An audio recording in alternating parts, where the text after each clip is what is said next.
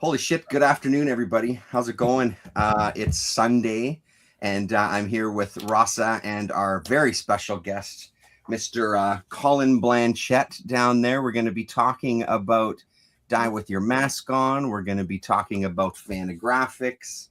We're going to be talking about all sorts of cool nerd shit. Colin, thanks for coming, man. Good to see you again. Yeah, it's good to see you both, and thanks for having me. It's awesome. Yeah, of course, anytime. For those of you who don't know, Colin is loading the Canon. He does Canon Zine. He does Die With Your Mask On. He did a 50 Things I Love About Fantagraphics.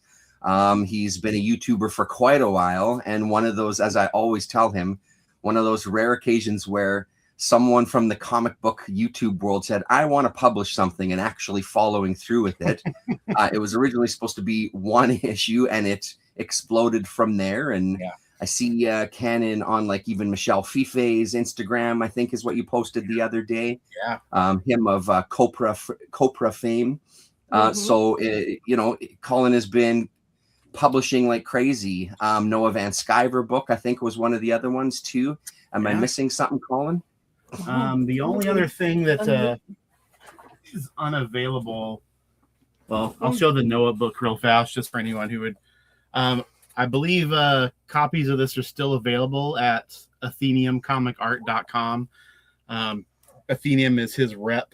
So here, let me show some actual art here.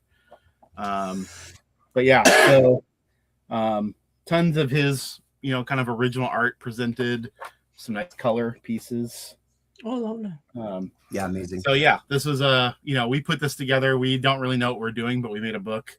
Noah was very nice to cooperate with us and do this, and Sean, who runs Athenium Comic Art, footed the bill, so he was the most important guy of the whole thing. And he still has copies. The other thing, this is not available anymore, but it will be available once we have a website. This is the Canon Annual from 2024, devoted to this issue of the journal. It had the top 100 comics of all time back in 1999. And so this whole issue is devoted to that. Basically, interviews with everybody who made the list. We did a conversation about everything, full of art. There's at least an example of everything from the list in here. So anyway, we put a ton of work into this. I'm still really proud of it. It's a little pricey for me to keep in print, which is why I haven't kept it in print. But soon, when the website's up, it'll be available just print on demand, so people can just order it. And okay. I don't have to order 100 at one time and have them sitting in a closet and waiting to make my money back. Not to plead poverty, but that's how it is. With some of this stuff, did you have it like? Are you going to be doing PDF versions too, or you want the stuff in print on demand is the way you want to go? No, we're going to do both. Because people who live outside the country, postage is just absurd. And there's a guy on Instagram who lives in India, got in touch with me, and I said, soon, we'll have them soon. And the PDFs will be a reduced price. So if anybody wants to do that, they can get them for much cheaper. But if you're like me, I like the print version, and it's worth it to get a pony up for it. It'll be available. So knock on wood, this month we'll have a website up. It's, my friend Alex that I do Canon with, he's been putting the website together with his brother-in-law, and they have jobs, lives, wives, the usual thing. So they're doing it in their spare time. So hopefully soon. So, that brings up a good thing. We got to give Alex a shout out. Eklund, is that correct? His last name? That's correct. Yeah. So we got to give a huge shout out to Alex Eklund, because he's done an amazing job as well. And I think you just even said it there, like he's kind of learned as the process has been going on as well about 100%. Layout and getting things ready for print and stuff. So he does a bang up job. So huge shout out to Alex. You had an interview with him too on your channel. I'll make sure that there's a link to Colin here, because he's been doing a series of interviews about the Die With Your Mask On 50 best superheroes of all time. And I've caught most of them. I still have, I think, one or two to catch up on. They're all amazing conversations. The big one for us, and I'm going to embarrass him once again, the big one for maybe me was the Gary Usher. Just seeing Gary Usher's face and hearing him talk about stuff was so incredible. But all of the interviews have been great. And Alex was one of the more recent ones that you did, I think, right? He was. And I should have one more this Wednesday, I think, with one of the other guys, a guy, Chris Russ, who is not on YouTube. He has I think he has an Instagram, maybe one or two of the others, but he doesn't do a whole lot of social media. So he'll be another one of these fresh faces that I've pulled on to YouTube and but he's a very, very nice guy, good talker, but I like getting these guys who haven't done this stuff before, because there's as there's lots of smart, interesting people out there, and not all of them choose to do this, so yeah, it's fun to get somebody on and just let them talk and see what they have to say. Yeah, no, totally.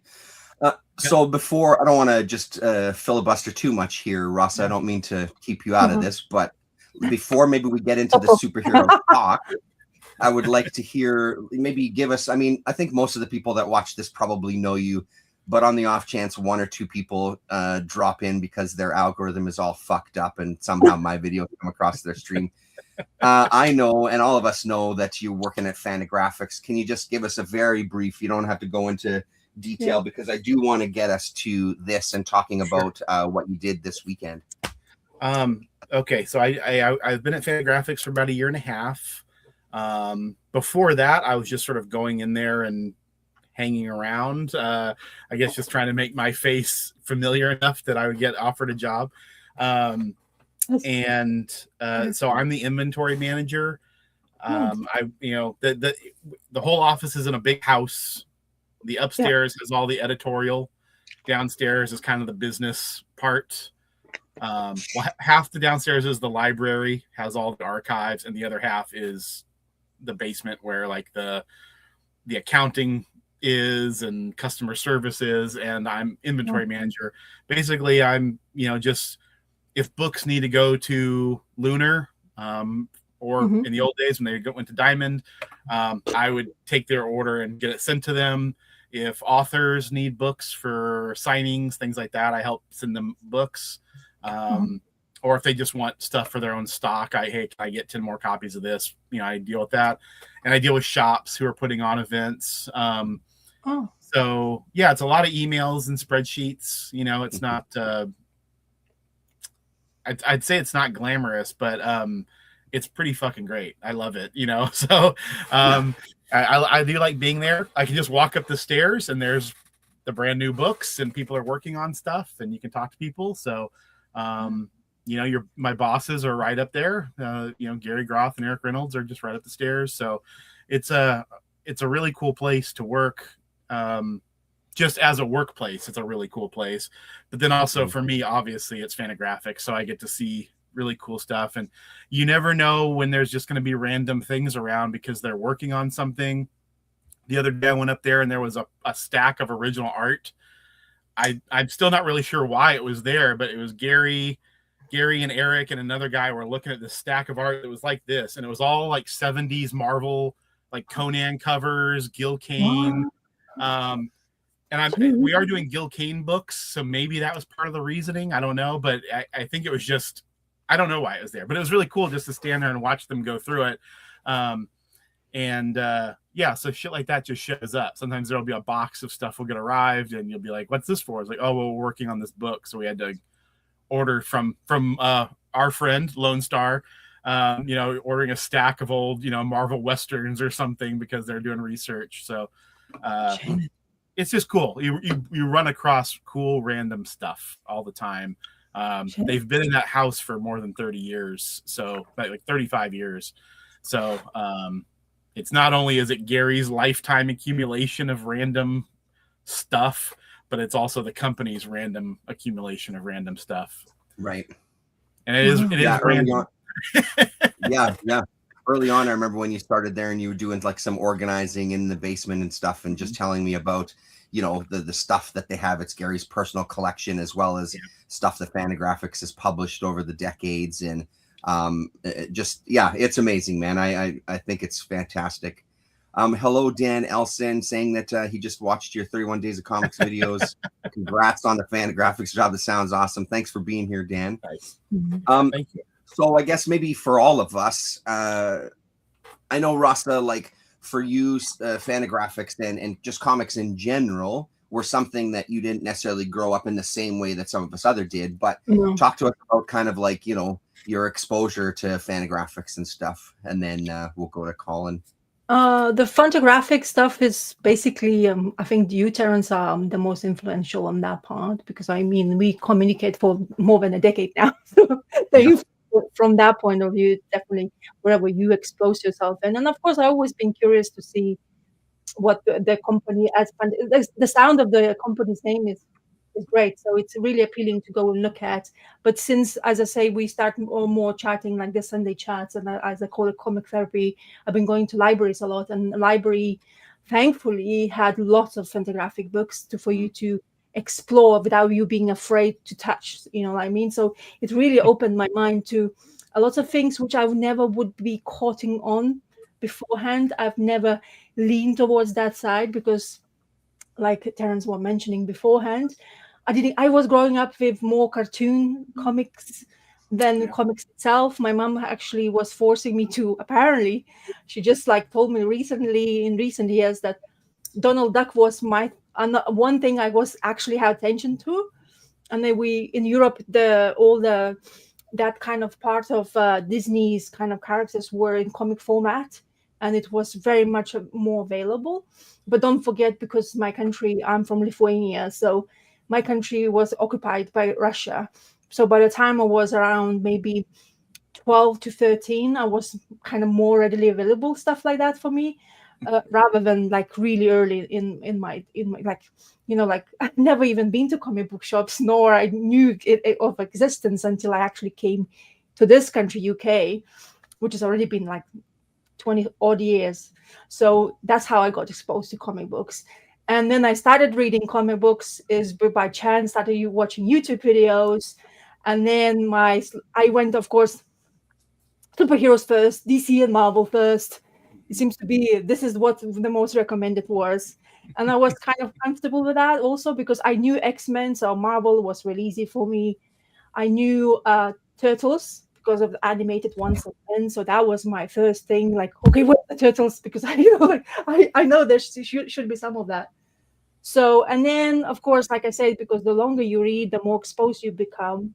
So Fantagraphics came because of a library. You know, I think you talking about it more, and then like searching YouTube videos about that company particularly, then it just opened up the kind of wormhole to things which I would never go for beforehand. So it was very interesting. So I always try to find something new of Fantagraphics in library per se, because I don't know the names. Like you guys speak about stuff like, and you're like Gary Groff I'm now well aware of. Thanks to you probably. So I know I watched documentaries, and I was very fascinating on documentaries, how he was, like exposing lots of things in the 80s. Now, your things, this book was kind of an opener because some of the things I definitely were aware of, but a lot of it I'm not aware of still. So, but this is how it goes for comic books. There's so much there is to explore.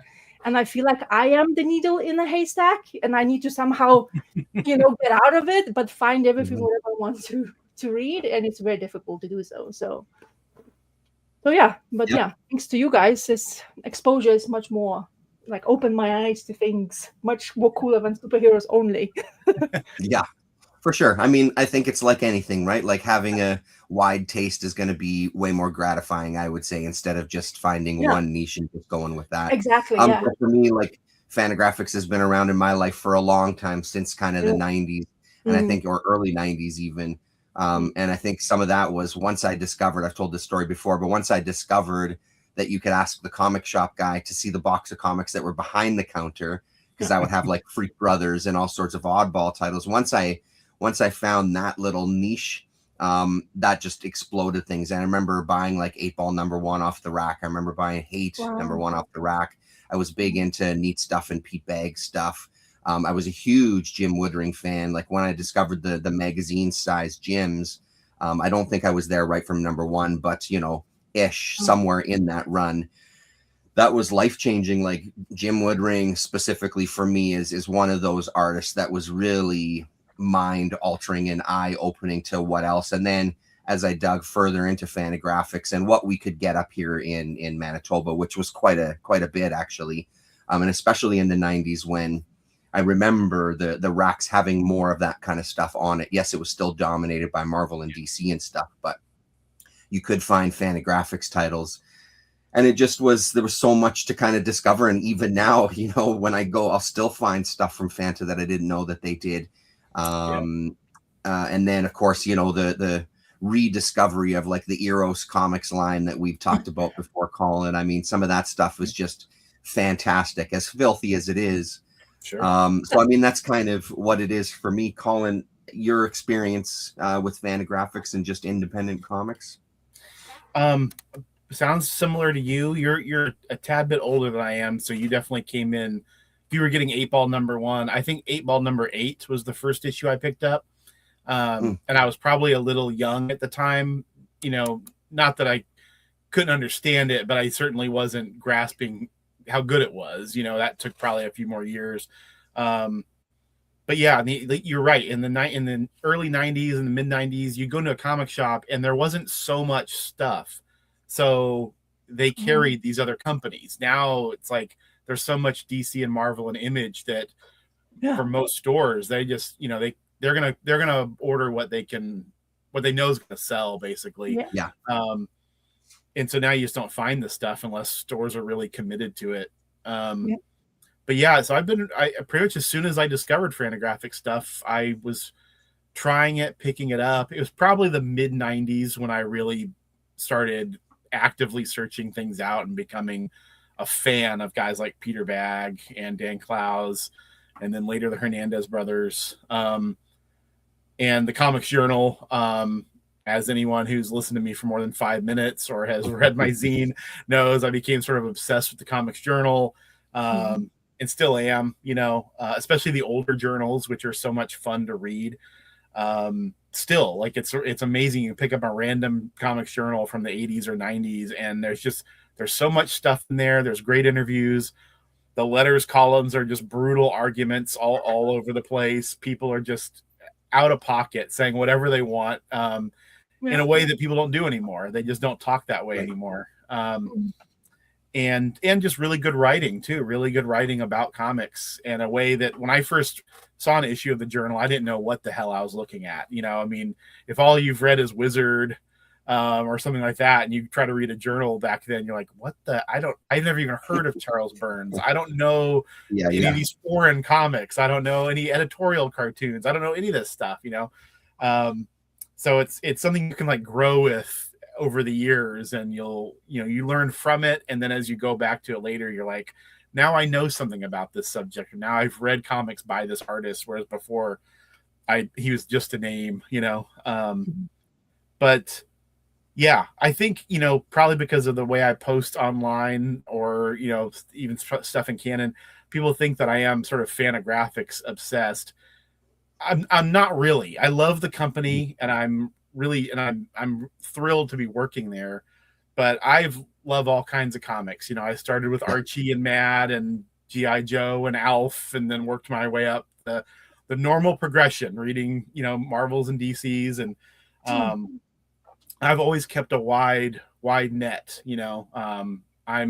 If I'm in a comic shop now and I'm digging through back issues, I'm just as likely to be buying DC comics from the 80s as I am anything else. You know, I don't know. I love to find random weird books. You know, a while back I bought a collection of Cajun cartoons from Louisiana that appeared in some local publication, and all the comics are done in like sort of Cajun dialect, and I love stuff like that where you're like, what is the audience for this? Like a few hundred people, you know. So hopefully Canon reflects that too. This anything goes, kitchen sink, bring it all in. Like, you know, if it's words and pictures, we're down for it, you know. Absolutely. And I mean, it really is like that, for sure it is. I mean, you know, the odd time that I've contributed, it's and I've heard from you and from other people too, it's pretty much a yes. Whatever you want to contribute, it's pretty much a yes. Space is the limitation, right? And what can fit in a specific issue and stuff. But Yeah. So then it's obviously this is the year of Fantagraphics 50th anniversary. So I'm curious to talk to you for a little bit before we jump into the 50 best superheroes. Talk to us about this and what you were doing this weekend. And I think Emerald City Comic Con, is that right? Emerald City Comic Con, which is the big convention in Seattle. You know, in the vein of like a San Diego. Obviously, it's not as big as San Diego, but it's in the same vein. I won't be too negative. I'll just say for 30 seconds, it was a miserable experience. I mean, every single thing about the convention was awful. And if I don't think I'll ever willingly set foot in there again. And I used to go to this convention for years. And a couple of years ago, I quit going because there just weren't really people selling comics anymore. I mean, it's down to like 6 or 7 vendors out of hundreds and hundreds of vendors. Only 6 or 7 were selling comic books. And it's so packed. You can't even walk around. And I know I sound like an old man complaining about that, but if you physically can't move, how are you supposed to look at what artists have? It's so hard to even move around. And it's a pop culture convention. It's all about cosplay and all that stuff. And that's fine. Like, people can do that if they want, but I don't think I'll willingly participate again. I was going for a panel, so I didn't pay. If I had paid for a ticket, and the ticket prices are ridiculous. They're $50-$60 for a day, you know. If I had paid, I would have turned around and left. Honestly, about 10 minutes in, I would have just said, and it took me a long time just to get my car there and park, you know. But I would have left. It was a miserable experience, and I really wish that comic cons like that focused on comics at least a little bit and made that some kind of priority. But I think that this is, once again, I just sound like an old man yelling at the sky. There's no real point to it. It's just moved on from us. That's fine.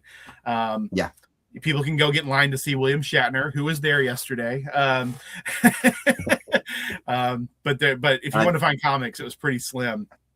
Jeremy wants to know, what costume did you cosplay? Who did you cosplay as? Disaffected old man was my costume. But anyway, I was there for a panel, and the panel was to celebrate 50 years of Fantagraphics. Kind of ironic, since Fantagraphics hasn't tabled at the convention in years. And as soon as everybody showed up for the panel, all of the panelists, Gary Groth, Eric Reynolds, we were all complaining about the convention. So it was just kind of funny, but they gave us a space. It was very nice. You know, we went into the panel room. There were probably 30 plus people, which surprised me. There were that many. I thought it might be as many people in the crowd as on the stage, but it was, I thought it was fairly well attended for that kind of panel.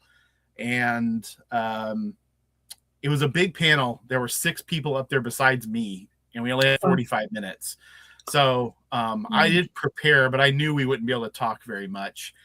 So I kind of asked 2 questions to each person, tried to keep it kind of chronological about the company.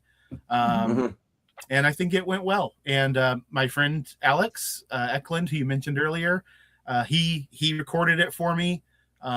If the audio was captured, I'll put it up on my channel. I just need to see if the mics picked it up. So I guess the number one thing Terrence is interested in is Jim Woodring was on the panel. Straight. Also another good cartoonist, Megan Kelso, who is a Washington native and has been published by Fantagraphics for 25 years. She was there as well. So what I'll tell you, I only got to ask Jim 2 questions. I'll tell you the 2 questions I asked. I said, Jim number 1 was published 40 years ago.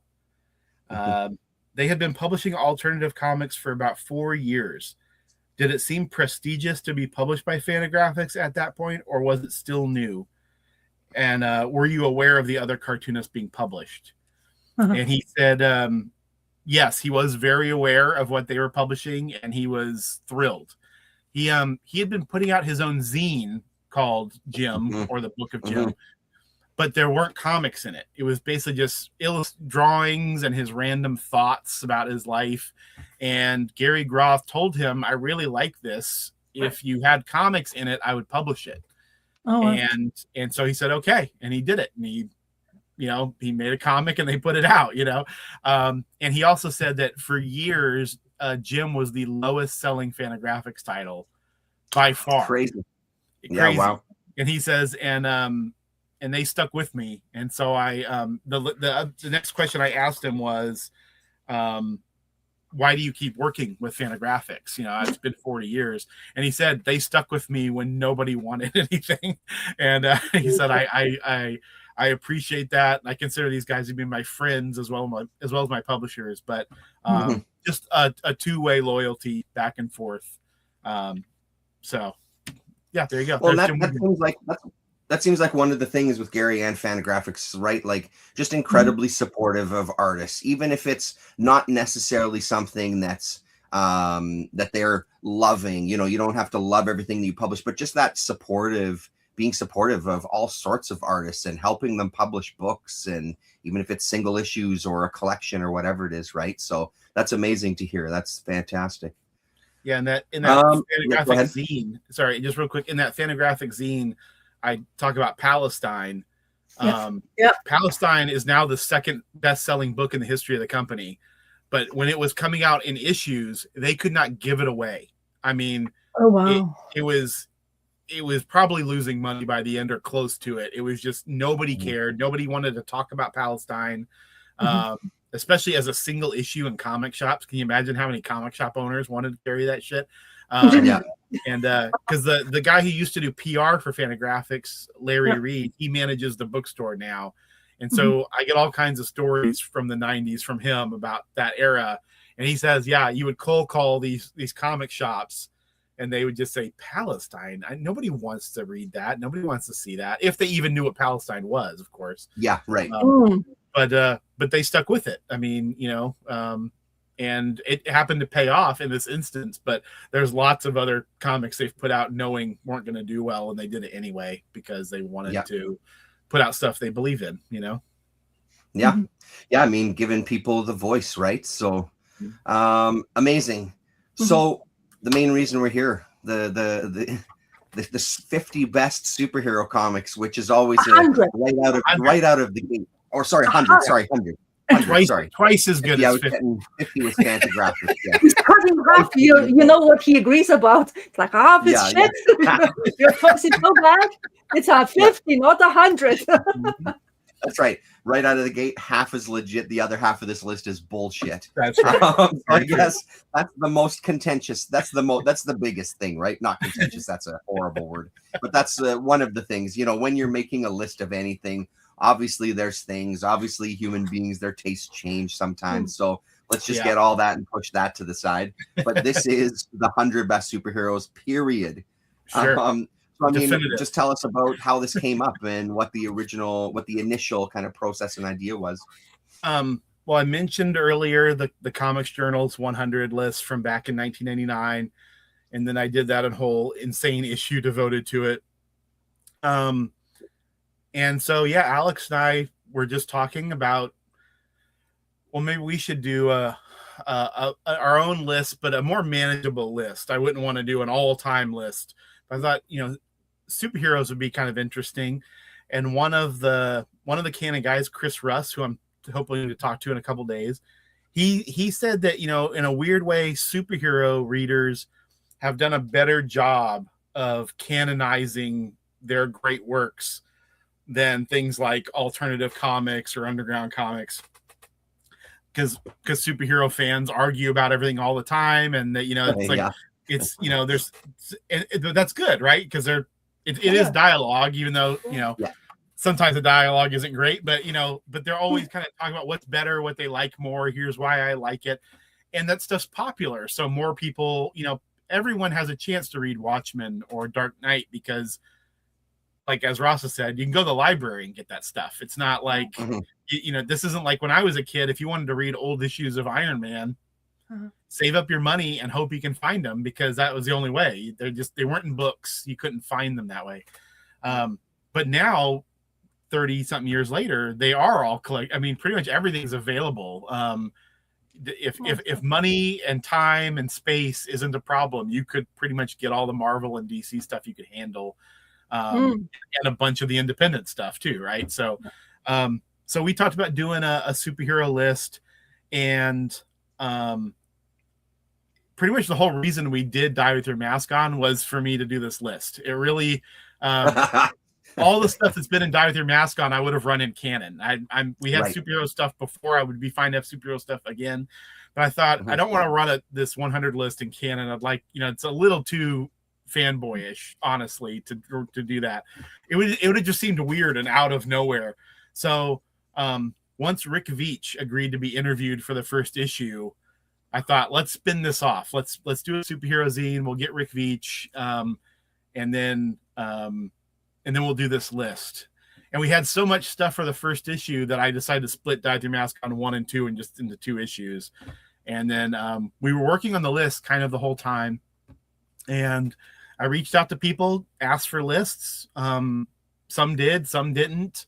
And we got 11 lists total. And then we put them together.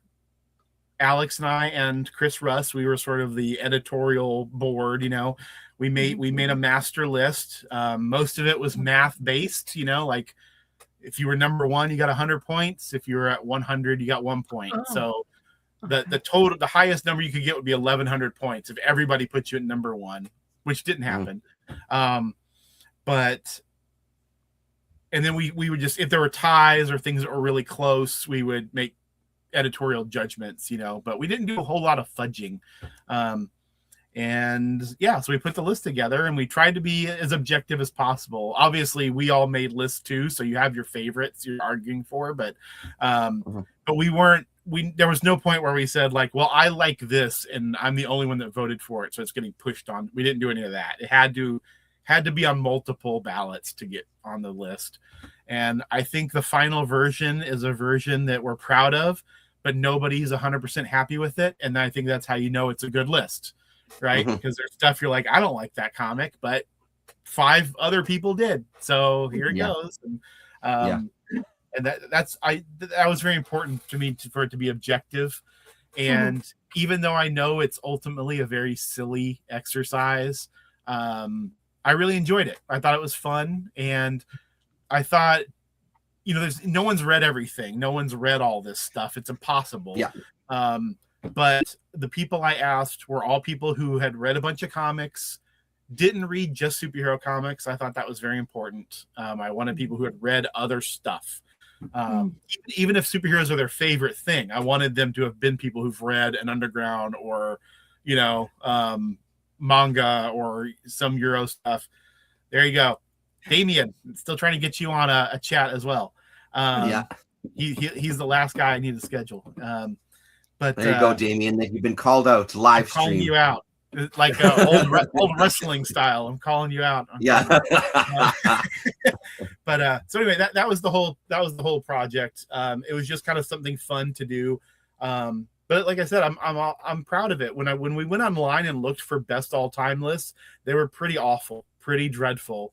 And I thought, well, if you get, a dozen or so intelligent people to make lists, the list is going to be able to offer something up. I mean, I think someone who knows superheroes will find the issue interesting, I hope.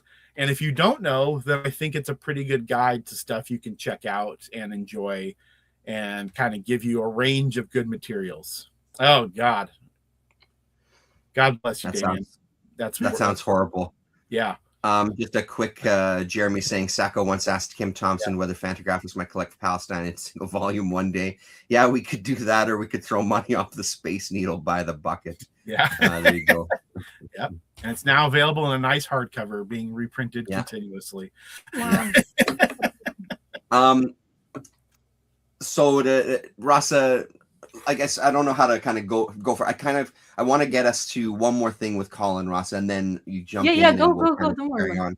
On. For me, the interesting thing was the parameters were something, because I think one of the parameters was like the importance that they had on the superhero genre potentially was something that was not in that. And for me personally, that's a huge one, because for me, I think that yourself in that certain place in time, what you've read, the impact that it had on you, and the weight that it had on the kind of genre. I think for me personally, my opinion is that those are unavoidable. I really don't know how you avoid those things, because when I even think back to some of the comics that I love, I made a very short list. I was one of the people that was asked and didn't contribute. I think I mistakenly thought that there was going to be, everybody else had way more superhero reading under their belt than I did. And some of them absolutely do. I thought that maybe my experience with it wasn't going to be fair. And then I started watching all the interviews. Every single fucking person, the first thing they said was, I don't really read superhero comics. I actually think they kind of suck. And I was like, motherfucker, I missed the boat. Yeah, so everyone's hostile. Yeah, it's like the hostility is right under the surface. You know, it's like once we start talking about it, start a list. There you go. There's proof of the started list, but I just never went further, because part of me was like, I don't even know if I can come up with 100. Yeah, I don't even know if I can come up with 25, to be honest, right? So, but I think the way that you sort of did that, with you've told me that there was sort of lists made available and shared with everybody, so that could help trigger things. You know, I think I would have gotten something out of it. But beyond that, the two stuff that's unavoidable to me is that impact it had on the industry, impact it had on yourself. I think that really feeds into an important work for an individual. I think it's hard to separate. This is why some of these conversations I don't always get into, because I do feel like anything like this, it's so much based on your taste. There's people within comics that are kind of very studious about it, and they have a wider perspective than I think a lot of us readers often do, where they're looking at the history of the medium. They're looking at the impact of storytelling, specifically art, how that sort of developed over time. There's different parameters I think they're probably putting on it than, you know, the fans of us are. So talk to me about that decision and what other people's opinions were on that. Well, so in two parts. The first part is, you're exactly right that it comes down to personal taste, and that's exactly what I told everybody I wanted. Like, I have different tastes from Damien. Damien and I have different tastes from Ryan Carey. You know, some of these guys, I barely knew their taste. You know, I didn't know what they were gonna. I respected their taste as intelligent people, but I had no idea what they were going to say. Like, Gary Usher's list was mind-blowing, because he really went in a different direction than everybody else, and I love that. He put a lot of things on the table that probably people would have never thought to consider, and I thought that was great. Same for Brad Curry, who I have done one of these talks with. He was all over the place too. And I like that. I thought I might have one of the weirder lists. I ended up having a pretty traditional list, and those guys had the weirder list in a good way, like good weird. But you're right. I did write up I basically wrote up a document that was like, here's the guiding principles of this list. But what they really boiled down to was, I wanted the stuff that the individual liked. And when I say like influence, what I meant was, when you're making a list, very quickly you start to think, if this is my list, are other people going to think it's stupid? Are they going to be like, why did you leave this off? Like, let's say you don't like Watchmen. So you don't put it on, or you put it at 100 or something. There are going to be people who are going to be like, what are you, an idiot? You know, like, clearly that's better, you know? And I didn't want that. I did, you know, if like, if you don't love something, don't put it on there at all. But don't feel the need to have a comprehensive list. Like, the final list will hopefully be comprehensive, because we've all voted, and it's like a mix of people, right? I would much rather you say, I love some random comic nobody else likes. I would rather you put that on if it's what you genuinely believe is good. So yeah, I didn't want historical influence.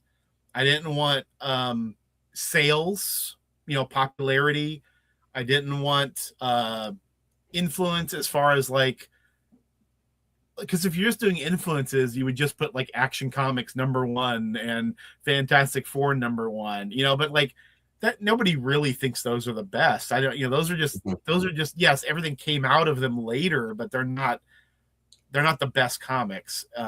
I don't think many people would actually argue they were, you know. And so, yeah, I was trying to avoid people feeling the pressure of like trying to worry about somebody else's opinion. Like I wanted the people to like trust your own taste and vote for what you want to vote for. And don't worry about if anybody else likes it. Your vote's going to count just as much as everybody else's. And it's hard, you know, like I've now made a couple of lists. I've made a superhero list. I have made an all-time list. It's hard to get that thinking out of your head because you're worried about looking like an idiot. But the thing is, as soon as you see other people's lists, you go, what's up with that idiot? My list is way better. And so, like it cures you of that, right? And we all think it. Right. Everybody thinks it. So you shouldn't worry about it. You should just go for what you think is the best. And that's what I wanted with this. And I also didn't want people to vote for anything they hadn't read. You know, I didn't want people to go, oh, well, I have never read Claremont Byrne X-Men, but people love that stuff, so I should probably put it. No, just don't put it on there. Leave it off and let the list sort itself out. Yeah, I wanted people's personal taste. You know, like with you, Terrence, I know you're not a big superhero guy, but I'm like, he likes Batman, he likes Daredevil, he likes Doctor Strange. I mean, right there, you can get quite a few books just from those three characters, and you start, and then maybe that leads you to thinking about some other random shit you've read, you know. And also, it's a superhero list. You can have stuff on there that you might not think is a great comic overall, but you have affection for it. And maybe you think it's a good superhero comic, you know, like I definitely voted for some stuff from when I was younger that I would not try to argue is like the greatest comic ever made. But when I think of superhero comics, I think of that comic, you know. So not to say I didn't want people to like have standards, but I also didn't want people to be so uptight about it. I wanted people to feel free to vote for what you love, vote for what you have affection for. And that you think is a good superhero comic that you would recommend to somebody else. You know? So Rasa, when you got the magazine and started looking through it, and just what he's been talking about now, like what are some thoughts that come to your mind as far as, again, like your exposure to superheroes? What were your thoughts about the magazine and this list in general? Just a very broad overview. I think I read quite a few superheroes, but I'm more like I always think I read way too many mainstream Marvel and DC at the beginning, especially at least first 5 years of my reading experience in comic books. Because of influences. I think I got really quite a lot influenced by YouTube recommendations, and at that time was really kind of like there's so many things to expose yourself into, and I was like kind of rattled to understand what I wanted to read. And I had my, like, you know, Batman, yes, even though now I would say like I still have some Batman stuff in my reading, recent stuff especially, but I still like, you know, like, why I'm continue coming back, but I'm still curious to see what they can do with the character for that long time. Funny enough, Superman has never been my priority when it comes to superheroes. I kind of liked the human element of Bruce Wayne, and especially because that's why I kind of more. But now the more I was reading some of like recommendations of Superman, and this in the list, All-Star Superman, right? It's in here, and I've read that one, but I never. In that moment when I was reading, because I was part of a YouTube community video stuff, and I was really into it. Yeah, that's right. But now come think about it now, I really like the story, and I like what the message was portrayed, but I wouldn't be putting that story particularly even in top 10, because I don't know, because there's so much more there is, in my opinion, or there was. Another thing what really caught my eye in this list was there was no Teenage Mutant Ninja Turtles, which that shocked the heck out of me, because I'm like, what? My beloveds are not there. I am much like, I've been reading them, I've been watching cartoons, and I find that they are supposed to be superheroes. They're a bunch of brothers with masks going in New York and doing whatever the heck they want to do in order to save somebody. So I felt that they were supposed to be there. I mean, in my list, they were almost to the top, right? And I have made, so what I was doing, I don't know if you can see, but I penciled out to see what my thoughts of and what numbers, and that was first 50, because me and Terrence, we were saying maybe we'll do first 10, and I did that first 10. And as you can see, nothing scribbled at the back of another 50. because I was kind of like, oh yeah, there's like yourself also. Oh, there's 100 one, not 50 kind of thing. In the back of my head. But honestly, what it really boiled down, I never thought Hellboy is a superhero book. Yeah. I never put him on that pedestal because I thought that he is kind of like anti-hero slash, like folklore tales rather than on category of a superhero. So I never would have put him, even though I love him as much as I've been reading a lot of it, and it's one of the number ones to read if there's something new coming out. But I never put them on superhero things. I never thought that he would have been superhero. So in that sense, it's kind of like, if you kind of like guys now thinking he's a superhero, he probably would be right there, a top 5, because I've read so much of it and I found it very endearing, the stories that Mignola has created within the character, especially.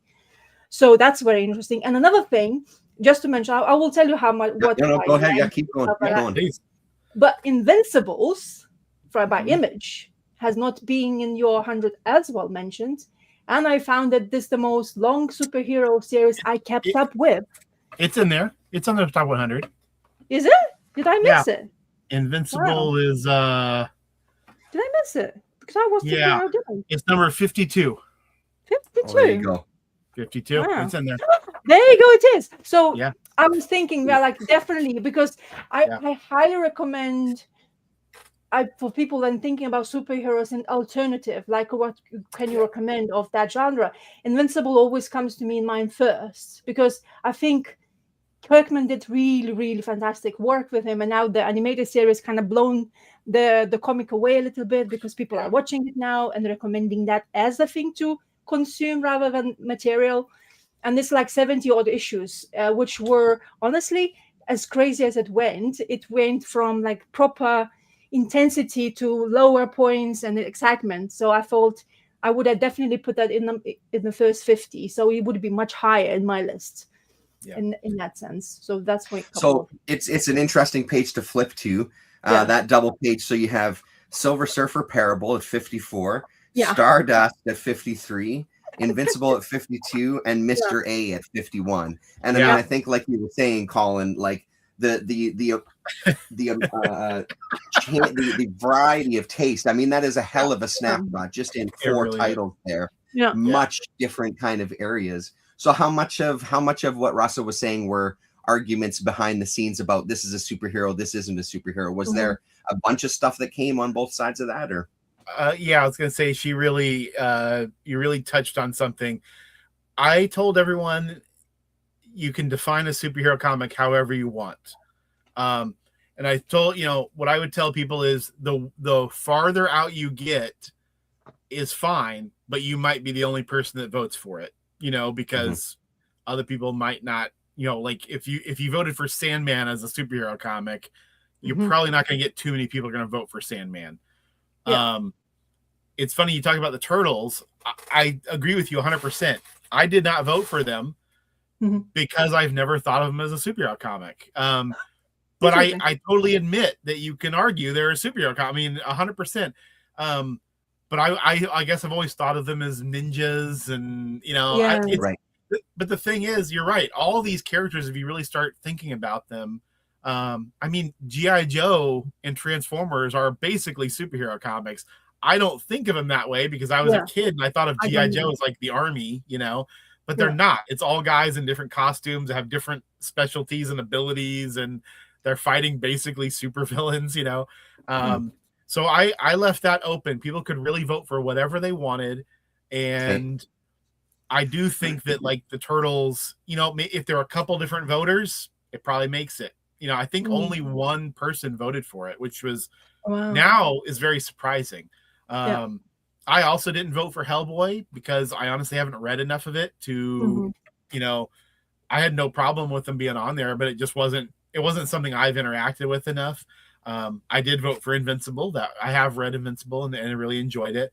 But you're right. It's what you think of as a superhero, and it seems like this is clearly a superhero. The next person over would say, no, I don't think so. And I was pretty conservative as far as that went. Like for me, when I think of superheroes, I definitely do think of the Justice League, you know, so it could be a variation on that, but I didn't want to go too far off into left field. Whereas, like I said, a couple of the other guys really stretch the meaning of superheroes. But I think that makes it more fun. And Terrence, you're right. Like, I have not gone through the whole list like this to look at the 4 paired together, but I mean, this is a great variety of stuff. I mean, it's Yeah. And you can probably do that all through the, like, here's one. So here's a page that has Planetary, V for Vendetta, Enigma, and Batman the Killing Joke. Those all seem kind of Vertigo-y. They all seem sort of, they're all all Brit writers, like it seems like of a piece. But then you turn another page and it's like 4 completely different things. The tastes are just kind of all over the place. I think shows that superheroes have a wider variety than like haters would say, right? Yeah. Well, and not only do you turn the page and it's a variety, you turn the page and it's the most offensive page I've ever seen in my life. Page 37 with Swamp Thing at 36 and fucking Hawkeye at fucking 35. What are you fucking nuts? That's an infuriating page right there. I know. I didn't vote for Swamp Thing. I didn't vote for Swamp Thing. Because I didn't think of it as a superhero comic. I really labored over it. But now, of course, I wish I had because I hate that Hawkeye comic. And I knew it was going to make the list and I knew it would do well. And it's no offense to the people that do like it. I don't mean it that way. I don't like it personally.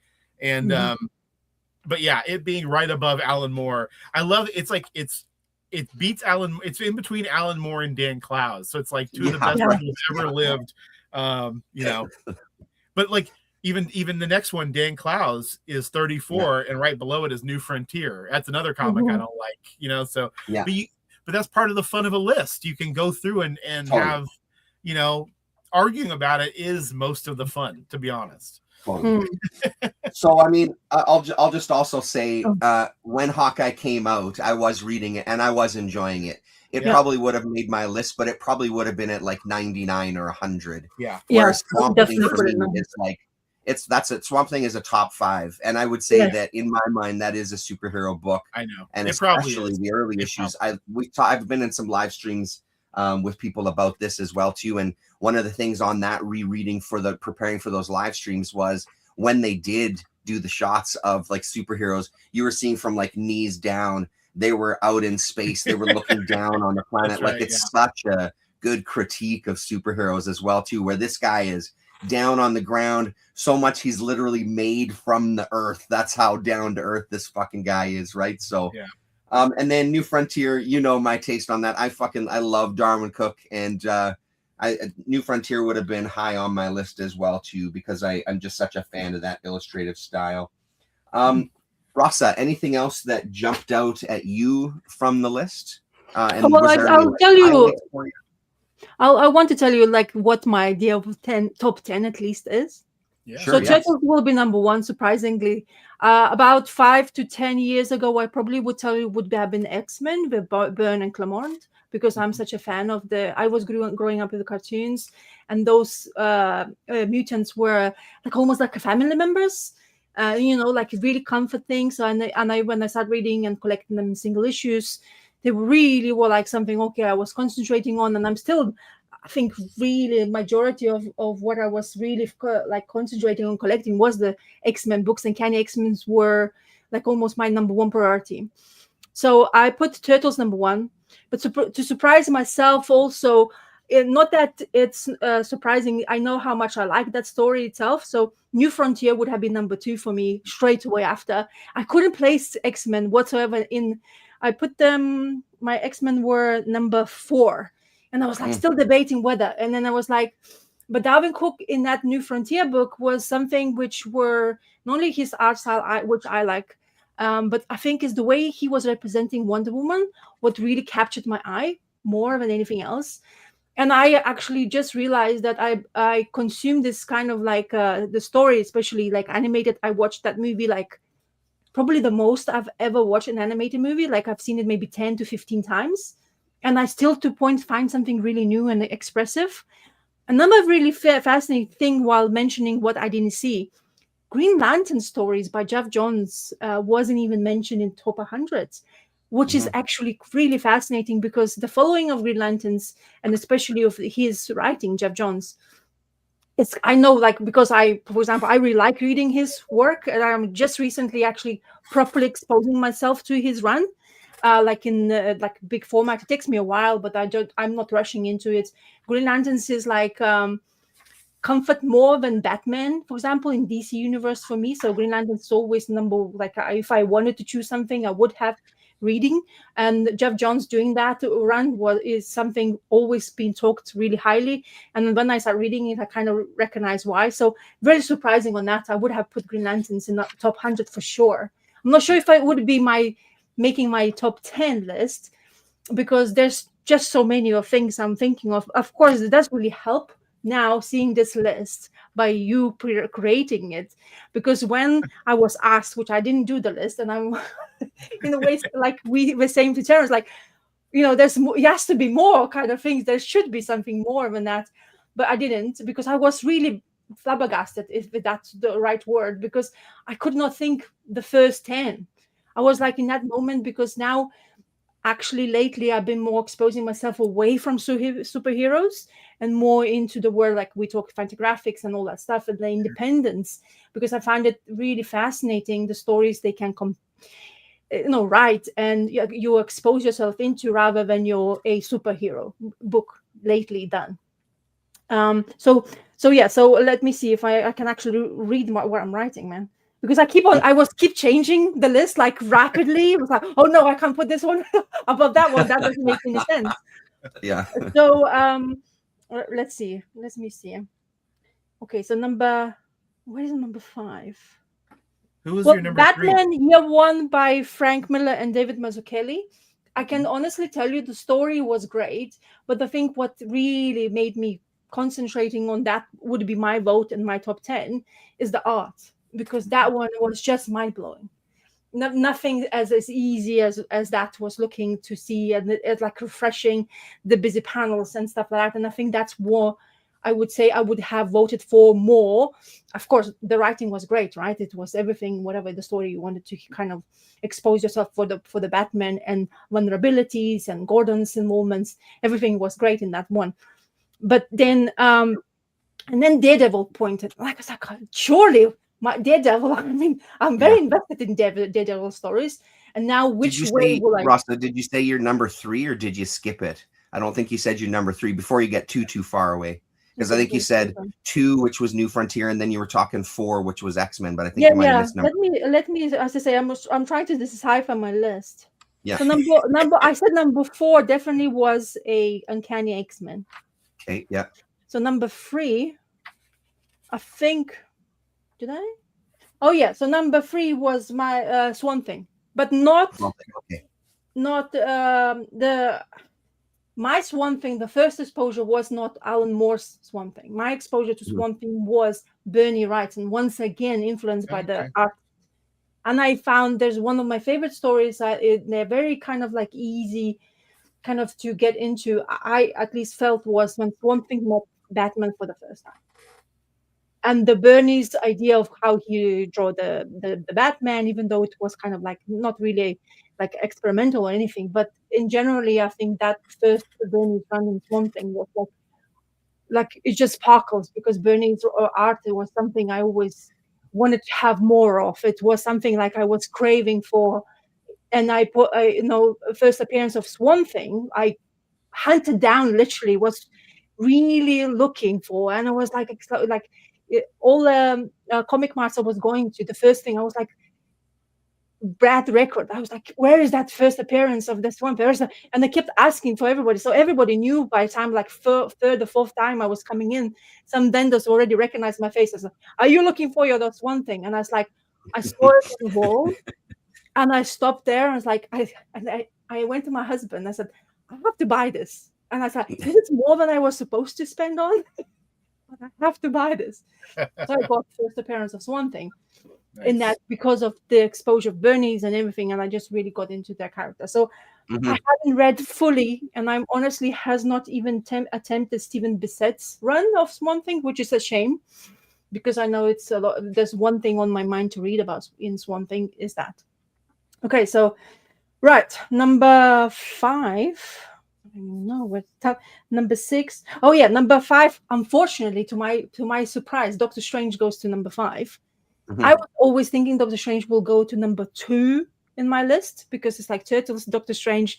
I even said Daredevil at the beginning, but then I was starting a little bit more, and I think, as I say, my list got more influenced by what my experience of that run was, more emotionally connection to that point as well.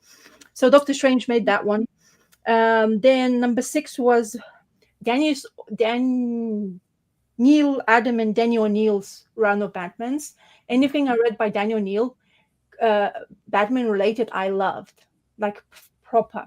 And I think it's because I was loving also reading Danny O'Neill Green Lantern also. So I think that really married together. So I probably would have put in those together kind of like really next to each other, even though it wasn't on this list, so I didn't kind of put it. And then number 7 was Daredevil by Frank Miller. I found that really fascinating, and I absolutely loved it reading that one. I also would have put very close. What's the female writer's name of Daredevil run? Sorry, I'm blanking her name now. Yeah. I just recently kind of like managed to read quite a lot of her run of Daredevil, and I absolutely loved it. And I think I would have put her like really close in the top 20 for sure. She would have been there with Daredevil run. Right. So number 8, Daredevil once again with Frank Miller and Roger Kelly, which is another one. So it's in my I'm in my list. One regret which I have not read is Barry Windsor's Weapon X. I'm a fan of Barry Windsor Smith, big time, and I always wanted to read it, but never collected it properly, like the whole full run of it. So I never kind of I read into it, but I never fully kind of knew from the beginning to the end what these runners was all about. Art-wise, I mean, nothing can do Wolverine better than Barry Windsor Smith, in my opinion, at least. And then where I was, you're looking for a number 9, I think. Number 9 now. Okay, where's my number 9? Yeah, my numbers are really bad. So I know number 10 is Killing Joke. I put it in there because it was one of those stories which were very recommended on YouTube in that time. There was one of those reprinting things. I was like fascinated Joker story, which is the Joker I wanted to go for. I always was going back and forth. Do I go from the beginning of a Joker, or do I want just to get myself exposed to Joker now? Because Alan Moore Brian Boland's art was really like fascinating in that time. It's well talked about as well. So I read that one, and it was really kind of freaky, and I was like, where the Joker part was kind of like made me really uncomfortable for the first time reading Batman book, because the way he was like like not afraid of like complete and utter destruction to anything in order for, and those faces, the Boland's art and the faces, how they were, with that smile and killing, and it just got my impact on that stuff. So I had to put that one. And number 9, what did I put number 9? Oh, funny enough, which is, I've surprised myself, but Amazing Spider-Man by Ditko is what I put in number 9, because I think Ditko's Doctor Strange was really like fascinating, and it's one of the things I'm always looking at. But Spider-Man, even though I'm not biggest fan of Spider-Man in reading as a superhero, but every single time I read it, I always felt like, yeah, could read it again, kind of thing. Like it's always been like not on my top, but if I get my eyes catches the Spider-Man, I probably would read some of it. And Ditko was, like one of those greats of the, also again art-wise first, no story later. And then I can go like, I have like Thor, then Wonder Woman. There's Green Lantern for sure would go in there on my list. The Thor run of God of Thunder, which is in the list, right? Yeah. I wouldn't rank it as high. I think Walter Simonson, which I read really little of, but what I read of his run, really good. One of the best things I read of Walter Simonson's work. Yeah. So in 4 ones. So and then a Fantastic Four, definitely not Jack Kirby and Stan Lee's Fantastic Four. My Fantastic Four first would be surprisingly enough, but I think this is how I start reading it. It was a Byrne Fantastic Four, then John Hickman's Fantastic Four, and then maybe I will go for, because art-wise, of course, Jack Kirby would win straight away, but it's the story and everything as a package. I would just go Hickman's Fantastic Four and then Stan Lee's Fantastic Four. I really didn't like Sue's treatment in Stan Lee's as a female, reading a female being degraded to that point, and how they always belittled her all the time. How, God forbid, you had the word to say, lady, and stuff like that. That really didn't sit well with me. And I think it's just because female perspective, like that kind of things. I was like, She-Hulk would have been in there for sure, because she's one of the ones I liked it. And the Byrne stuff of Fantastic Four, honestly, one of the best things I read of Fantastic Four. The introduction of the family, the way he was treating Sue really well, everything, the cohesion of the story was much easier to kind of comprehend as a family for the first time. And I think Hickman's Fantastic Four has that modern take on Fantastic Four, which you kind of like people are watching now on the movie sections, right? And the best, it's not superhero, it's a villain story, which I probably have put in this list, is Brubaker's Doctor Doom origin. That is the best Doctor Doom story I've read, period. I have not yet found one which is can beat this story, but Brubaker just topped it for me. Like, wow, I like Doctor Doom. Why do I like this villain? For the first time, I was like rooting kind of in a way, because I understood how he explained the psyche of why he was doing what he was doing, the torment and the madness. And even though I was hating when he was starting to do magic, like Doom and that kind of stuff, but his Brubaker run was fantastic for me. And I could go now. It's funny how you start talking about it in my head, just like, yeah. Well, and I think one dot connects to another dot. Yeah, exactly. And I think, like I said earlier, I think that's the part that I should have stuck it out a little bit further, because I think once that dialogue starts happening with people, even if it's just seeing lists, I think that does kind of get things flowing. I didn't put things into a 10 necessarily, but like right up there, more than likely Swamp Thing run by Alan Moore would have been like number 1 or number 2 for sure. I find that story incredible, and how it kind of branches off from superheroes and ends up talking about that and kind of going way beyond. One of the ones I revisited it actually after last weekend, there was a Doctor Strange story in this Marvel Fanfare by Dave Gibbons, and rereading it was great. So I mean, first of all, you get the cover. I'll just make myself big there for a second here. Come on. Yeah, I'm trying to put a run together of Marvel Fanfare. Oh, is it? I think I found all the easy to find ones, and now I'm right. Yeah. There. I mean, it's a great story. It has Nightmare. He goes to the dream realm. There's a new kind of entity that's uncovered. He finds this abandoned city that's very flesh-like, and just the way it's written, and Gibbons' artwork is just beautiful. I would have loved to. It's one of those, I said when I first read it, I would have loved to have seen more by him with Doctor Strange. I think it would have been incredible. So that would have been pretty high up there. I think, wrong button, New Frontier would have been pretty high for me. I don't know if it probably would have made top 10, probably would have been lower in the top 10, but definitely there. Batman animated stuff, I have such a soft spot for, including like the comics. Rasa and I were reading those audio adventures. I think those audio adventures books would have been pretty high up. I just really, I love that art style. I love those stories. I just reread this because they had the facsimile come out. So I just reread this during the week, this Mad Love. Surprisingly darker than I remember it being, to be honest. Basically about an abused wife to some degree, and keep coming back to it. Like, but that whole universe I really, really enjoy. I think there's some incredible stuff that comes out of that. Some other ones that were highlights on my list. Let's see. There was, I think I would have been one of the people that also voted fairly high, like top 50 for sure, for Silver Surfer Black. I really enjoyed that. I'm a huge Tradmore fan. Doctor Strange Fall Sunrise, as good as it is, I don't know if it would have been that high, to be honest.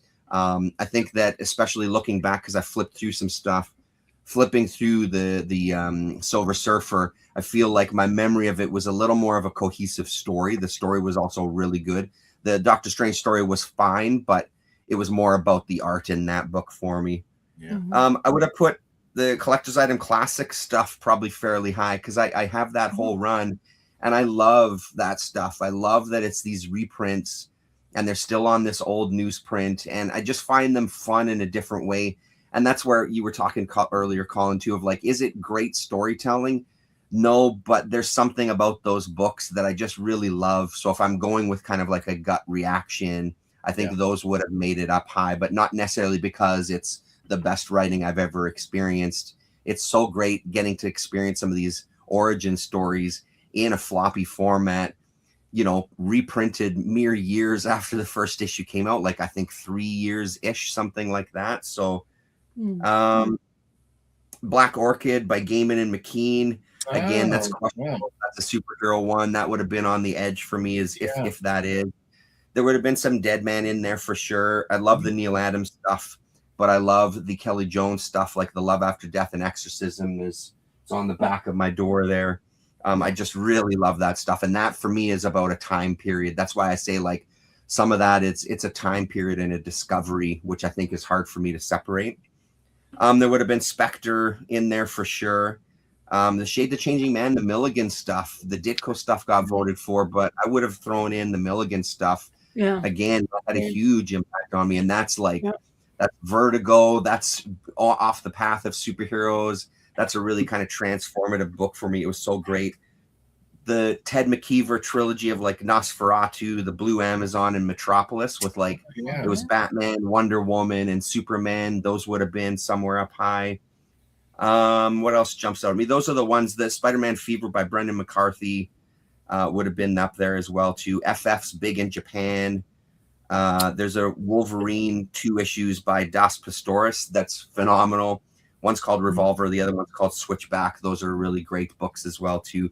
My only X-Men or mutant, other than the Turtles. I think for like with you, Rasa, I think Turtles would have been high on my list too, because I agree with you. I see them as like they're literally mutants with masks on, and you know, I think they would have been pretty high for me.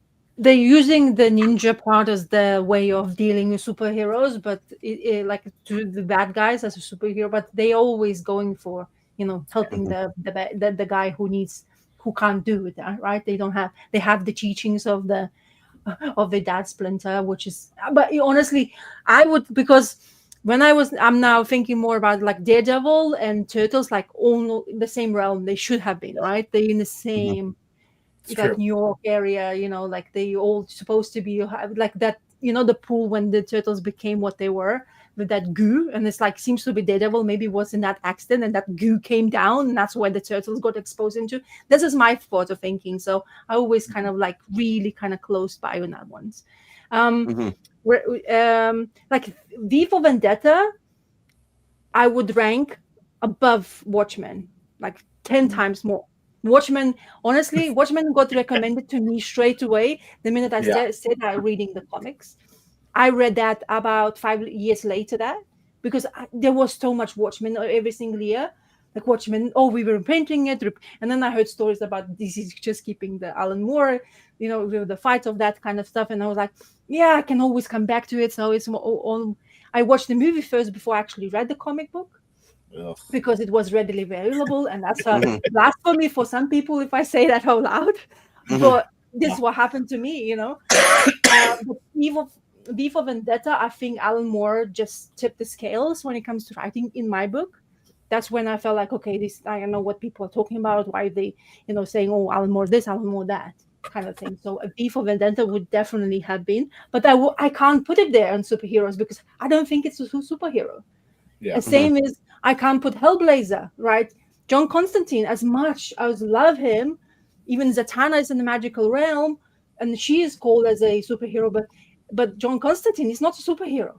As much as I would love to kind of call it, and I think DC is kind of trying to do that kind of thing for many times now, since the especially collapse of Vertigo. But Hellblazer is highly recommended by me, but I can't put him in that thing. And like Savage Dragon, never won.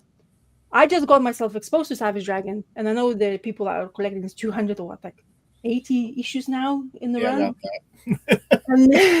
And I understand kind of like Savage Dragon, but I wouldn't say he could be a superhero in my books yet, because the way it's the first volume I was reading, it kind of felt like he's just a dude who is like an accident happened to him, almost to the same point. Like there's other ones which I don't categorize, like a Hellboy. I never can categorize him as a superhero. I felt that like there's your list made BPRD Plague of Frogs, a fantastic 4-book collection, which everybody should be reading first before you actually expose yourself to Hellboy, because that would just help you to understand Hellboy so from point of view of other people, and that enhances the character, for me at least, to a way higher like ranking, kind of thing. You understand a little bit more of the character and why Mignola is kind of like using him to this day, even though it says, oh yeah, I'm not going to write anymore, and then suddenly we have that this Hellboy again and again and again is just the thing he's so famous about. The same thing happens, like, because now I'm like in my head, Usagi Yojimbo is so much more than what I was thinking way beforehand, but I still wouldn't be able to recommend him as a superhero. It's funny enough, because they kind of in the same like category as the Turtles, would you think, because they kind of exposed themselves, they kind of clashed, they were not clashing, but they were inside the same stories. But somehow Usagi is a bit more Ronin-like and more ninja-like, because he's just, going around and helping somebody, not like Turtles are really concentrating where they are. And they want to make sure that that place where they are is extremely safe for people living in it. So in that sense, I kind of categorize them as a superhero. So in some sense. I don't know. Like Spirit, I wouldn't put him in top 100 because I don't think I would call it a superhero either. And lots of things I haven't read, like the Herbie. Only time I saw Herbie is Damien's videos when he picks up an issue and talks about it. Fascinating, but I've never read one. Nor I have or seen it. Like I haven't seen it or exposed myself, maybe because of the age of the comic book as well. Prophet by Brandon Graham. I read it. Yeah. Honestly, love the art. Not sure if a story kept in my head after. Like I know where Brandon Graham, I know him now. Like I'm exposed myself to it. But like Prophet, I've never thought of. And Mr. A by Steve Ditko. Fantastic tale. I have it in the print, the way originally it was printed. But I wouldn't also put it in superhero top 100. Which is what kept in my head. So yeah. So one of the things, Colin, and Rasa brings up a good point, like her coming into comics and hearing about Watchmen and then not kind of reading it for a number of years. So I think sometimes with these lists, one of the goals is, yes, to compile a list and see what's best, but there's also a bit of it that's in the mind of like, what would you recommend to people? And I think with this particular list, it's what would you recommend to people who don't necessarily read superhero books, who are more into independent, alternative, whatever. Maybe that's one of the ways you could frame it.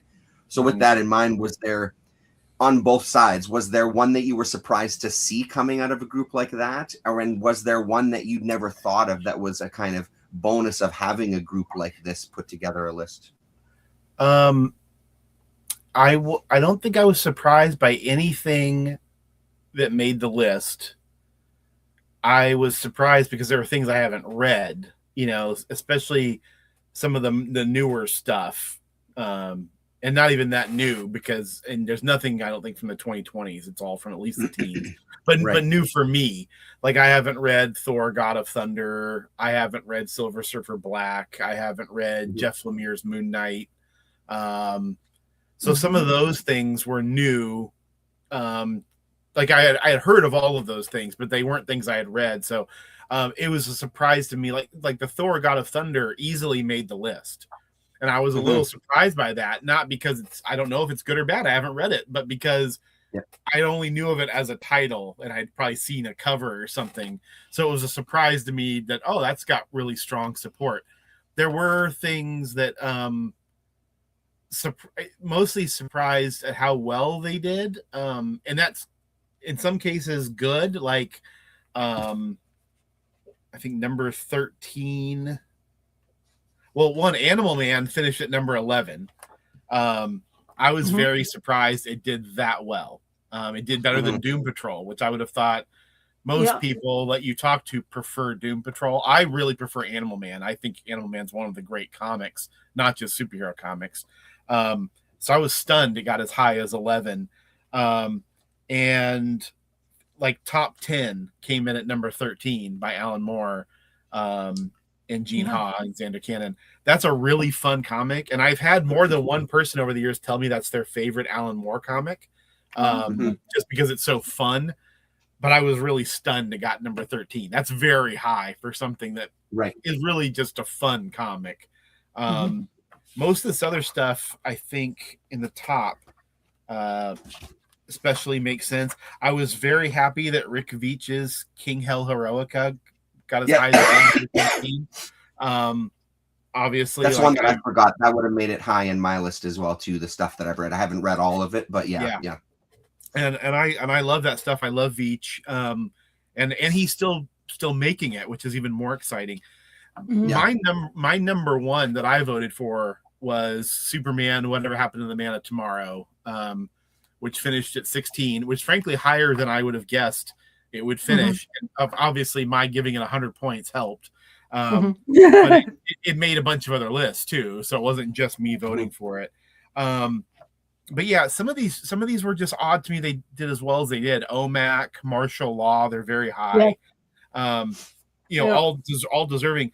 Jack Kirby's Thor at number 25. I'm not surprised it made the list, but I would have thought it would have been like 80. It would have been. I just thought it would have been further back.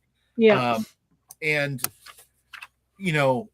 obviously there are some titles on here I don't particularly care for, though I think they're all defensible. I don't think there's anything, like All-Star Superman was that to me is probably the biggest shock that it was that high up. I knew it would make the list. I knew people loved the book. Shout out to Damien if he's still here. He voted for it number 1. I had it on my list, but I had it about number 70, which, and I reread it. I reread it for the purpose of making this list. So, and I felt about it the same way I felt about it when I read it when it was coming out, which is, that's pretty good. I don't think it quite hits the mark, but it's a good comic. It's a good superhero comic. I think I lost track of your question though, Terrence. This is fun to do actually too, because even looking at it again, like I'm so glad to see the Jam in there by Bernie Moreau. Like that would have been on my list for sure, because that's just such a fun book. I guess the other side of that question was like thinking like a Gary Usher. Was there something that was brought to the table that was like, holy shit, that is out of, like I see Miss Fury on here, for example, at 83. Was there something that was like, holy shit, I never considered that. What a good pick. Was there a surprise like that? That's a good point. That actually made it's tough because I was involved in the process the entire way through. So I heard everyone's ideas, before they gave in their lists. I was seeing their drafts and things they were thinking about. Something like One Punch Man, the manga. I've never read it, but one guy, Jake Salaki, he voted for it number 1. And it was on a couple of other ballots too. I thought that was really interesting. Definitely a standout. Unfortunately, a lot of the stuff that Gary or Brad or even just the random stuff we all voted for that got 1 vote. It got 1 vote or 2 votes and didn't make it. My number 2 vote was for JLA Avengers, the crossover. and that's a book that's really out of print because Marvel and DC can't get along. They're about to re-release it actually, as facsimiles, so you just be able to buy the individual issues one at a time. To me, that's like the apex of straight-faced superhero comics. It's like, let's take all these characters, fucking mash them together, and they're just doing a big. I think I can't even remember the plot. It doesn't really matter. Like they have to find objects, so they're all paired off and they're fighting each other. But like as what you think of as a mainstream superhero comic, it's like the ultimate example, And great George Perez art. Kurt Busiek is really good at writing that kind of material, just straight faced, no irony, no kind of like I'm trying to be clever. It's just like, let's just put these characters through their paces and have fun doing it. And nobody else voted for it. And I think it was probably either one, because people have read it and don't like it, or two, they just haven't had a chance to read it. Jimbo by Gary Panter. Brad Curry voted for that number 2. And I would have never thought of that as a superhero comic at all. But I was glad he did. I was like, yeah, let's get crazy here. Vote for stuff you want. So no, there was nothing that really stunned me. Like you said about the Jam, I was really happy Herbie made it. And definitely near the end of the list is where the editors came into play, kind of that last 20. There were a lot of just like, okay, we have 50 things that could be in these 20 spots. Like, let's let's make cases for these. So the last 20 do have some more personal, and you can kind of tell, like, if you knew me, you can kind of tell that I'm arguing for The One by Rick Veitch. The Jam was one I argued for. DC's Invasion, of which 11-year-old Colin is, still thrilled with. I picked up an issue of the Invasion yesterday because I have a couple of them sitting right here, and it's still a comic that I pick up. I start looking at it, I start getting goosebumps. Like it's that baked into my mind. Like every single page is burned in, because it was my first real exposure to. I guess not to superheroes, but like superhero comics and reading DC superheroes. It was like the first time I saw all of these characters at once. It just sort of fried my brain at that age. But it's by Keith. It's by Keith Giffen, and it has a coherent beginning, middle, and end. It's a real story. Unlike a lot of those crossovers, which are all just kind of gross.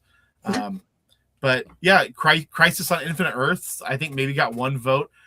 That was the biggest surprise to me. The big stories that people think of as mega superhero stories: Secret Wars, Crisis on Infinite Earth. Rasa, you mentioned Hickman's FF. If we had made this list 10 years ago, half the people would have voted for it. But I think now it's been 10 years later, and it's just faded. Okay. Fractions Hawkeye has stuck in people's minds, but the Hickman Fantastic Four did not. And I think that shows you also how this works in our brains, like what sticks.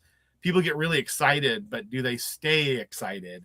And the older stuff is easier, right? Because you read that when you were younger, or it was you were told Batman Year One is a great book. So you read it thinking it's a great book, and it is a great book, but like you're told it is. So you go into it thinking, I got to take this seriously. Maybe you even read it as a book, which makes it more serious than reading comics that you just found somewhere. But if you're just buying something new, it's easy to get excited, but I don't know that it will stick with you. I mean, we probably all have boxes full of comics that you kind of go like, I really enjoyed those, but I don't know if I'll ever reread them, Like talking about the Hawkeye, I was picking up and I was excited. I think Aja has done such a stupendous way of paneling in that book, and I think I found it really fascinating the way he decided to design the book, and generally the very consistently. So as a package works like from issue A, whatever, I don't remember how many there was. But then when it passes by, and then I think because of the TV shows of Hawkeye and the Hawk Girl was there, and they had the pizza dog, I think that renewed a little bit people's memories on that series. Totally. And I think that helped it stick. Yeah.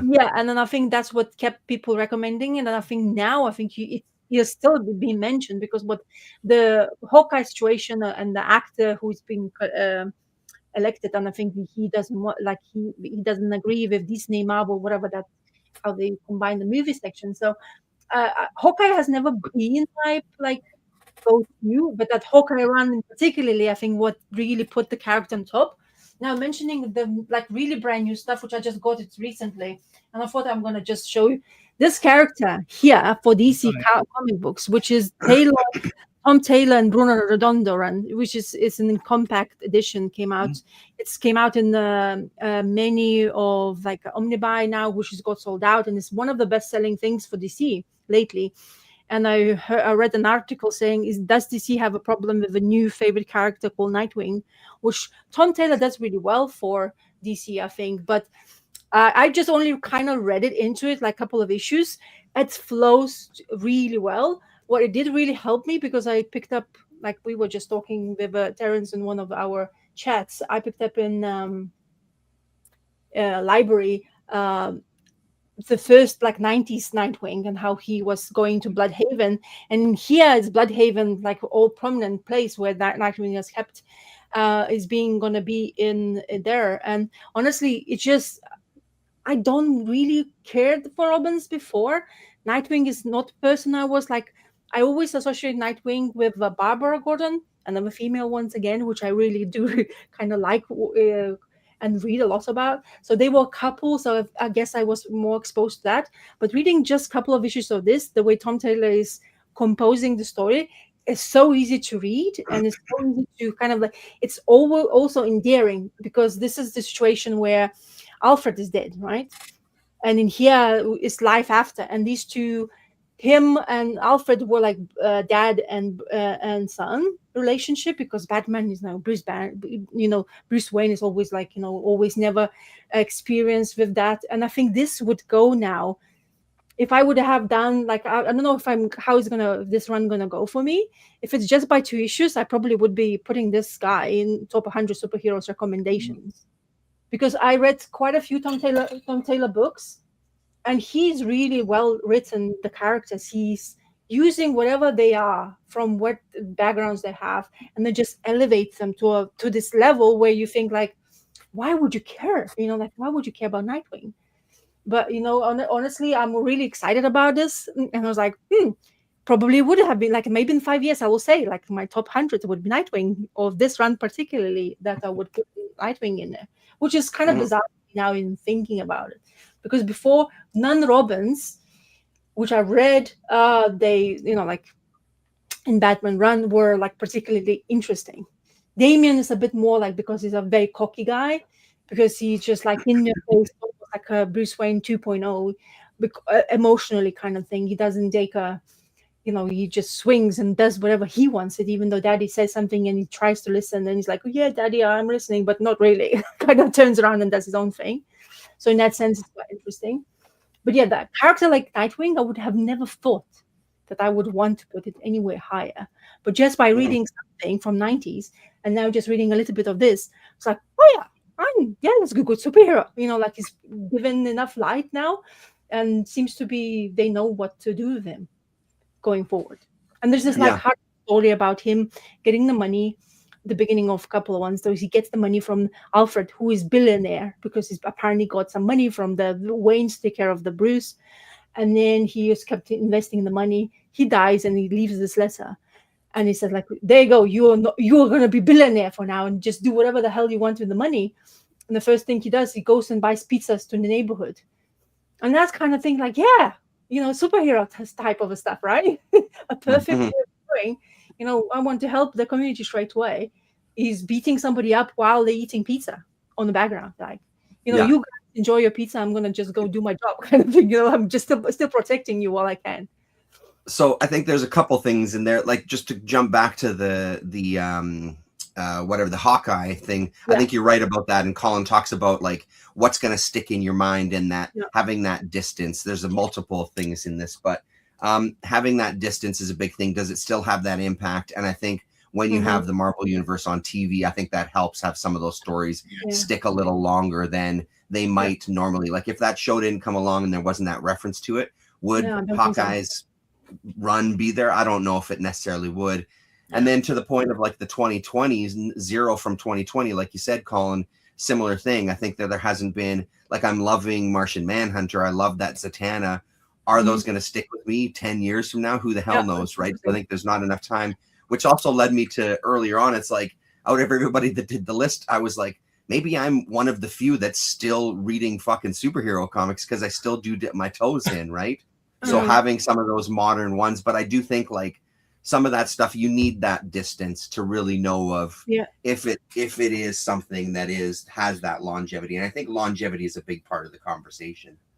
Yeah, I think you're right. I don't know. I didn't feel bad there wasn't anything brand new on there. I think if we had made the list 3 months later, how many would some of the absolute stuff have made the list? And then is that seem kind of embarrassing later, like that everyone was just excited and put it on there? But then again, like you said, maybe you wake up 5 years from now and you think, no, this is definitely awesome and one of the best things, and it should have been on there. But we kind of, I guess we were done with the list by the beginning of last summer. Like it was already in place because we had to do all this write-ups and all this stuff that actually just took a while to make. But I think that's okay. I don't think you have to have anything up to the minute. There was some stuff from the 2010s, which, was good. Even though I didn't vote for any of it, I'm glad it's on there. I'm glad that, there's representations. There are, I think the 30s and the 50s, there was nothing on the list that began in the 30s or the 50s. 30s kind of makes sense because that's really the beginning, but nothing from the 50s. And kind of the big, I would say there's one gaping hole in the list, and it got enough votes to technically kind of make it. And it was the 50s Superman, the Weisinger edited, the crazy Supermans, Superman's been turned into a dog and we got it. It's like those stories. And they did receive a couple votes, but I argued against them, not because I think they're wonderful. They have this really great childlike dream logic to them. They're all good little just 8-page stories that make sense with what they're doing. But I thought they were over a bunch of different titles over a bunch of years, and the only real unifying thing was the editor. And I just didn't think that was enough. That was another rule of the list, is that everything had to be a definable run. It either needed to be a book or a miniseries or a single issue, or if it's a run, you need to be able to say, here's where they started, here's where they ended. You couldn't just say X-Men and be like, 40 years of X-Men. Even you could have voted for Chris Claremont the whole run, but even that would have been and a couple of people did, but that would have been a little iffy, right? So I generally just consolidated the votes down to Claremont Byrne because that's kind of what everyone was really getting at, I think, and so for Teen Titans, it's pretty much the whole Marv Wolfman run is what's in there. Even though you probably would only really recommend the Wolfman Perez stuff to someone. I like some of the other Teen Titans after Perez leaves, but you wouldn't hand that to someone and say, make sense of this. You have to read all the George Perez stuff first. And that is the better stuff. And so something like those old Supermans, which I think are legitimately good comics, and like adults can get quite a bit out of them, I think, because they don't have any of the pretentious hangups, that later comics have. And that's one area that, a few of us that have done these chats on my channel, we've talked about this, that, there's, I see this from a couple people, and I'd be curious to know what Damien thinks about this, because he still dips his toe in and looks at this stuff. But Chris, Chaos and Comics, Chris, and who I invited to make a list and didn't. I really wanted Chris because I knew I would hate his list. I knew I would hate everything about it. And that's what I wanted, though. I wanted that. I wanted his perspective as a younger guy who reads different stuff. And one of the guys I talked to, Jake, who did make a list, like Jake said, he thinks superhero comics are better written now than they used to be. something that I'm violently opposed to. I think that's Yeah. really untrue.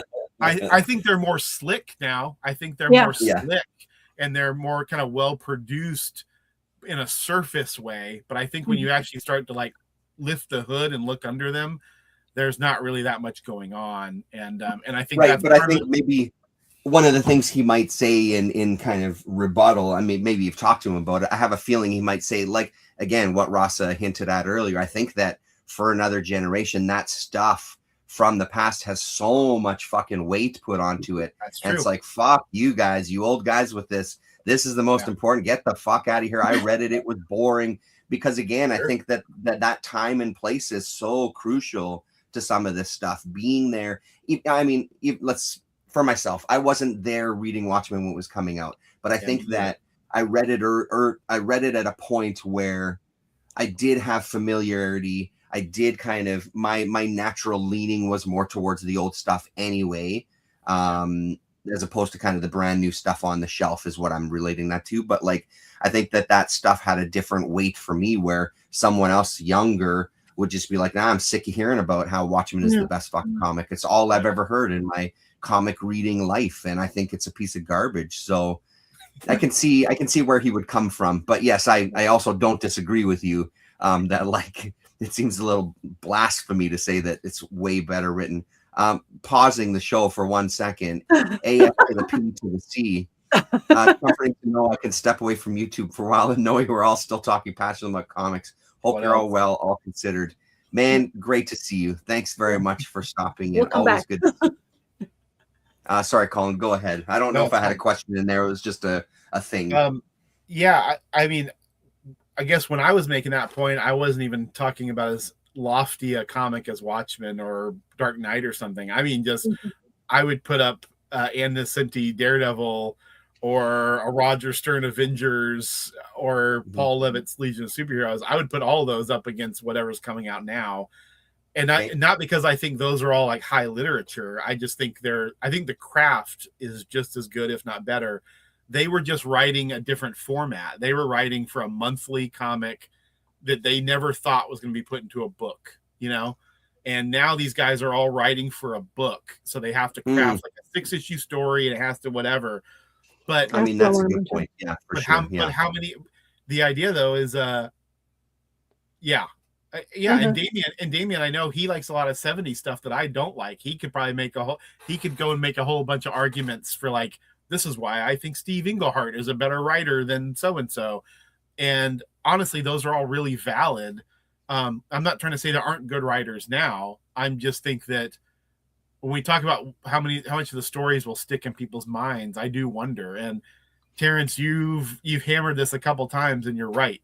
The nostalgia, where you're at in your life, the time that you read this stuff makes a big difference.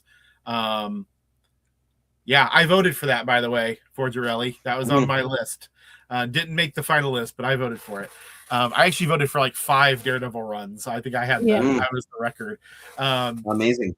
But you know, Rasa, you mentioned Watchmen earlier. Watchmen's probably my favorite comic. I don't think it's the best comic. Like, I think V for Vendetta is better too. I think From Hell's better than V for Vendetta, you know, but Watchmen is my favorite comic. It's the one I've read the most. It blew my mind when I was a teenager when I read it. I still love it when I reread it. I do think it's a legitimately great book. But I voted for it number 100. I voted almost as a protest vote. Yeah. Because I never really thought of it as a superhero comic, even though it obviously is. And I didn't want to be the one guy who didn't put it on there. And it was good because it was the only comic that made every list. And if I had left it off, I'd have been the one asshole who didn't put it on there. You know, I think it's tough. You know, like, what's the purpose of this? Really, the purpose of this list is for people who like this stuff to read it and hopefully enjoy it and argue about it. Yeah, and if there's something you haven't seen, then you can read about it and maybe go check it out. I'm sure you guys have been online before and seen all the arguments of like, should you tell a new person about Watchmen? Is that something they should read brand new? Most people seem to come down on the side of you shouldn't hand a brand new comics reader Watchmen. It's too comic-y. You know, there's too much about comics in there. I don't know if that's true or not, and I have no perspective because I was, 15 years old or whatever. It's like I don't know. And so it's so hard for me to put myself in the mind of someone who doesn't read comics. Mm-hmm. Yeah.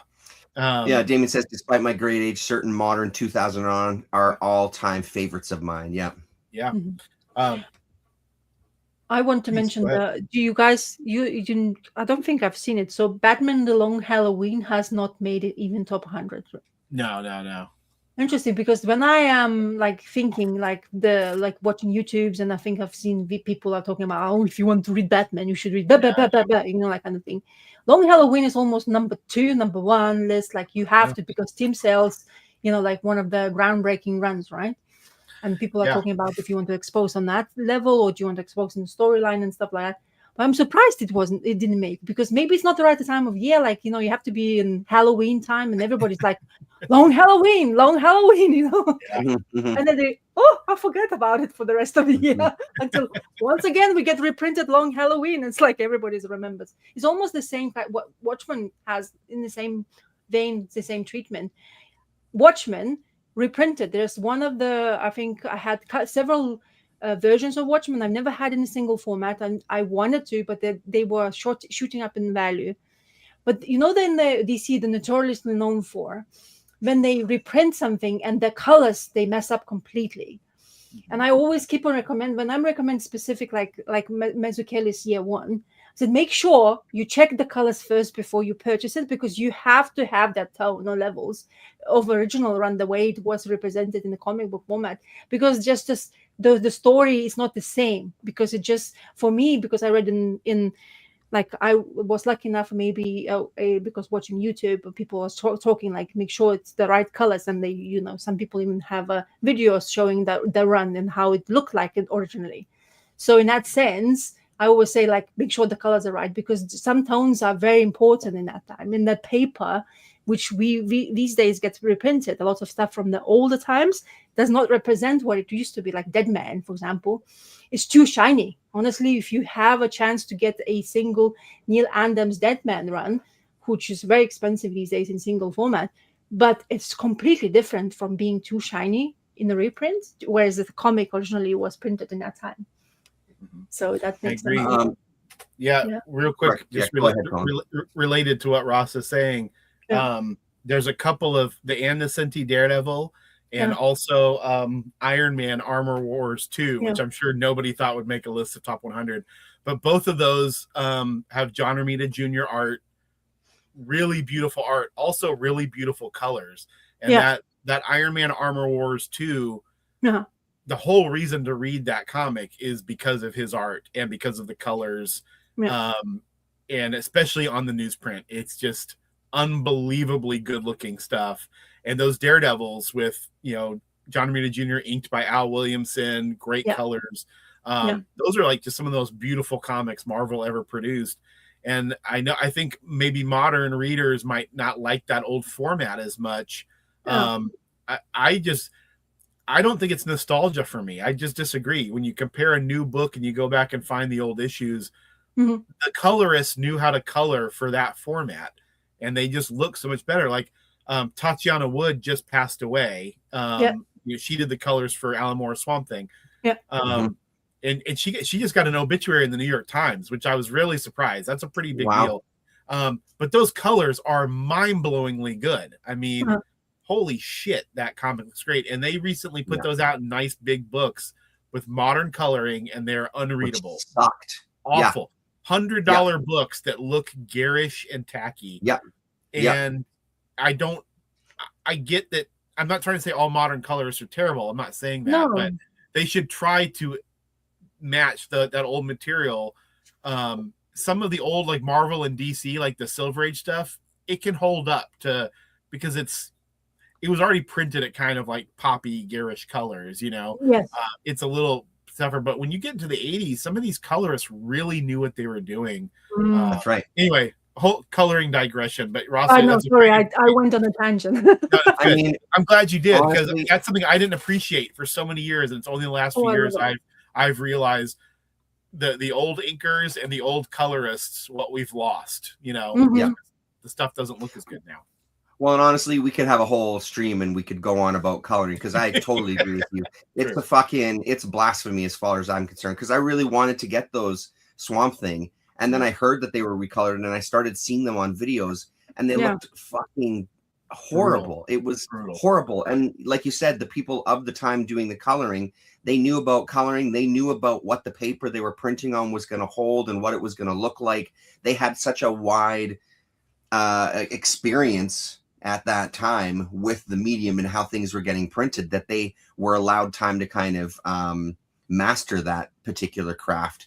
And now coloring in comics modern some of it looks really great to me. Some looks whatever, but it's having today's standards brought onto those old comics without like respecting that. Let's try to stay true to what it was, which is going to be impossible because you're now printing something that's not going to be on shitty newsprint. It's going to be on probably glossier paper, put into this oversized volume in a slipcase, yada, yada, yada. Yeah. So it's going to make it really hard to kind of recreate those where people are going to want to spend that money to buy it, right? So, well, the thing is, I also, when I started reading comic books, many of you, you know, which been reading since like Damien has been reading comic books so long, for us, for about 90 who hasn't years, been Damien. exposed to it, and when we go to read the comic books from the 70s, it's almost like a time jump.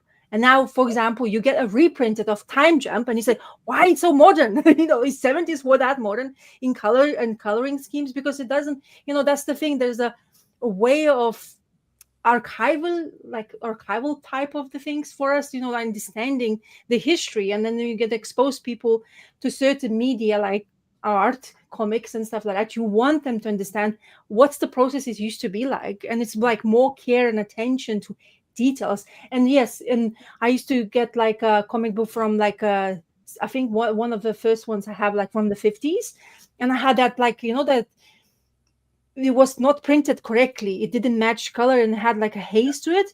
I was like, what the hell is this? Is this how people were writing comic books in that time? But apparently there's sometimes printing errors happen. And there you go. You learn something about also. So, you know, this kind of things needs to be corrected. And it has to be, if you continuously want to print and expose new people to coming into comic books, you have to show them what used to be like, honestly, because when you start to get yourself exposed to single issues and then you go to collected format, it becomes very different experience straight away. Because what like you mentioning, guys, about now nowadays superheroes are written maybe much better than it used to be. What it used to be is you get a comic book of Batman 400, for example, it contains one storyline and that's it. You end it up. In today's modern era comic books, 5, 10, 12, 25 issues you have to collect in order to understand what you're on about. You can't just collect one issue and say, oh, and it says like, oh, go read back into 117 of Batman because Nightwing sold something, because that's part of the story. Like, excuse me, do I have to go all the way back to 117 of Batman issue to understand what Nightwing is doing? That kind of sense, you know, what modern comic book is doing now. I just want to focus on some comments. Forgerelli, nostalgia is poison. I don't disagree with you, Forgerelli. It's if you live in that space too long, that's for sure. Chaos and Comics, where he is here. You missed us. We were talking about you and how your list would have sucked. His ears were burning. So welcome. Nice to see you. He also says he gets comics in black and white and with some crayons, so that's good. I have the only copy of the Watchmen graffiti designs, Watchmen hardcover, signed by Moore, Gibbons, and Higgins. Higgins' colors are essential. Amazing. Great. Yeah. Wow. Modern colorizing of old books makes no one happy. Old readers want the old colors. New readers don't want the old material. Yeah, right. True. Wood's colors were great. Yeah. Yes. That's and then, go ahead, Colin. Yeah, go ahead. Don't be fooled. Do not be fooled. Yeah. It's unanimous on Swamp Thing. I just want to say real fast, related to coloring, real fast, Terrence. You know, when they recolor this stuff, and I'm sure they do it because of money or lack of the old files, but you know, they don't have files probably. That, you know, it's like, so they have to scan this stuff and figure. Yeah, I get it. There's probably technical reasons, and it's just cheaper and faster to hire some young person to sit there and do this. But you know, a lot of those old superhero comics are made with assembly line, right? It's a bunch of people Yeah. doing it. Yeah. And for so long, none of us really took the lettering and the coloring very seriously. And the older I get, the more you realize how important that stuff is. Mhm. And so we're really, when you just recolor something with like horrible, shiny stuff, you're really erasing the work of someone who put in like craft and effort. And most of those colorist names we don't know. Like it's only a handful that got to where like the average fan would know who they were. Yeah. Me too, you know. But a lot of women worked on those colors in the 80s and 90s. That was probably the only job they could get in comics, a lot of them, when it was a real boys club. And you know, when you start to see some of these names reappearing in these old credit boxes, as I reread a bunch of stuff to make this list, you start seeing some of these names appear over and over again. You start to see how instrumental they are in like, oh yeah, this Daredevil run's amazing, but think about how it would have been if like the colors look like shit, you know. And you really got to start to value the other people who don't get their name above the title on the book. You know, it's just like, well, you work in production, Terrence. I mean, the acting and the directing can be brilliant, but if the crew is a bunch of fucking morons, how's that movie gonna look? How's that TV show gonna look? You know, it's like, but, and I don't expect for us all to appreciate the guy at the printing plant who put the, you know, I get there's limits. We are following like the special auteurs, you know, but I do have a really new appreciation in the last few years for the people down the line of the credits. And I start to look at their names more than I ever did when I was a kid. When I was a kid, I never looked at who colored or lettered, and often didn't even really look at the inks. You know, it was really just who drew it and who wrote it. And now I find myself as an older guy looking at this stuff a lot more and really appreciating it. So, promise. Well, I think you nailed it, right? Like it's there, and it's only when it's bad. It's like they always make a joke about the sound in movies. It's mostly unnoticed. The only time you notice it is when it sucks. And that's a big part of that pleasure. So, I mean, if I can't hear the movie, or if the colors look like shit and the printing is god awful, it's like, well, then I don't care how good the story is. I ain't reading this pile of garbage, right? Like, and I think reprinting and doing that kind of stuff, I find it so kind of insulting to those other people, and the whole, this is the product that they wanted to put out there, right? Now, if you have the original artists in it, that can see you making that argument that, well, now we have this technology. This is how I actually wanted it to work. We were limited by what we had back then. Then that's a different argument. I would still say that going to those old ones is the way to go. But well, and Brian Boland's a good example, because Rasa mentioned Killing Joke. Example. I voted for Killing Joke. I did the write-up in the issue. He recolored it and it looks terrible. You know, like you know, the original colors are way better. And he doesn't think that. His logic is completely different. He does not get how great the original colors looked, and I think he's the only one who thinks that, you know. But you're right. Even sometimes when someone gets to do their director's cut version, you're kind of like, well, maybe it was good that it was cut the way it was. It's good. Limitations are a good thing, right? They kind of create something that was unintended, I think, oftentimes. Jeremy's saying, I used to like Steve Olaf's coloring, so I was hopeful that the recoloring would be good on those Absolute Swamp Things, but they were terrible. Never is the answer to that one. The word is they will be doing an Alan Moore Swamp Thing omnibus with the original colors. Oh, there you go. I hope so. I hope that comes true. Yeah. I hope so too. How could they even try to get it right? Would make it look weird on glossy paper. The trade paperbacks don't look great either. I don't think it was the same idea as the Absolutes. I would say that one problem is you shouldn't use glossy paper. I mean, glossy paper was one of the areas where a lot of mainstream comics went wrong. You know, I mean, I would say glossy paper, and this really is going to make me sound like an old man, digital coloring. When those two things came in, the visuals just got worse and worse. And there are people who do a good job and figure it out, but digital coloring is almost too easy, I think. So look at all that image stuff from the 90s. Those guys were cutting edge, and that a lot of stuff would make your eyes bleed if you looked at it, so interesting, because then I but the thing is, I automatically think of like guys like Smallwood doing digital coloring and what he's able to do with that digital coloring. I mean, I don't disagree with you. There's a lot of that digital coloring that is just hard on the eyes, but I think now we're starting to see a time where there's people that are, and it's all about the brushes, it's all about the textures and things, right, to give it more of that. I mean, but then at the end of the day, a guy like Smallwood, I think it resonates because it looks more like printed. Or I think of Jenny Cha, from The Sickness, and her art style, which is digital, but it's made to mimic kind of like by hand, which then there's an argument, well, just fucking do it by hand. Why are you using a computer anyway? It's accessibility, it's printing. I know that there's a million reasons, but I think that some of that stuff, though, it really, that's again, it's not the tool, it's the artist, like the thing that all artists hate is, what pens do you use? What brush? It's like, doesn't matter what you get. If you can't fucking draw, it's gonna suck, so some of that stuff. But I agree with you about the glossy paper, though. I think that is something that has really made it, the paper quality is so, and they've figured out how to use it, I think, better for the most part, or maybe not the most part, and very generally in the stuff that I read, I think it looks great. But I also agree that for me personally, nothing beats that pulpy, toothy paper and the way the colors sit on that page. It's really something special. It's some comics are made for the glossy paper, like like they work, they have that in mind. The Trad Moore stuff looks great on glossy paper, right? Like it should be on something that can really like pop, and I can't remember if did they get divorced, but his wife or ex-wife did the colors. The stuff really just like jumps out, and that, like, they're utilizing the format the right way. I think the problem is there's just a lot of people just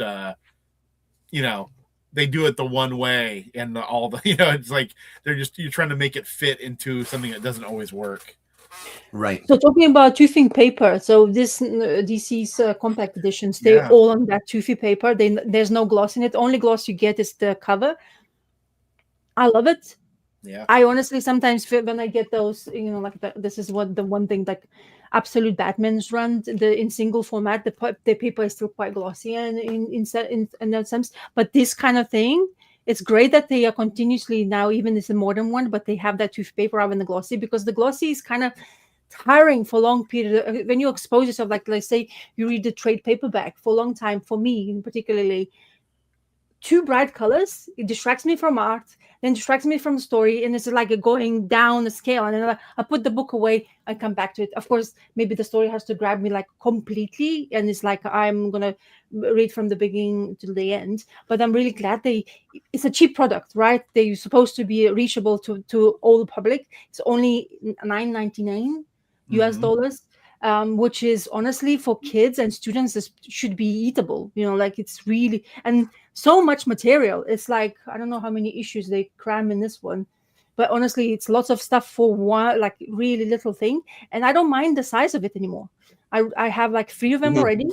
I have, and then this one, I know everybody's like really talking about Redondo's run in this run. He's like leaped himself upwards because of this run, and his work looks like really modern style.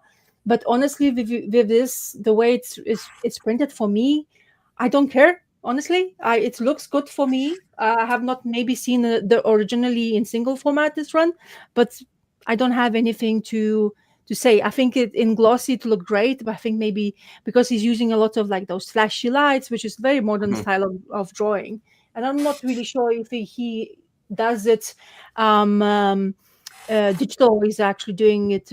Most likely it's digital because of the amount of time they have to spend in creating the comic books these days, I presume. And these 10 generations which coming with digital art, and the technology is leaping forward when it comes to digital coloring. You just guys mentioned it.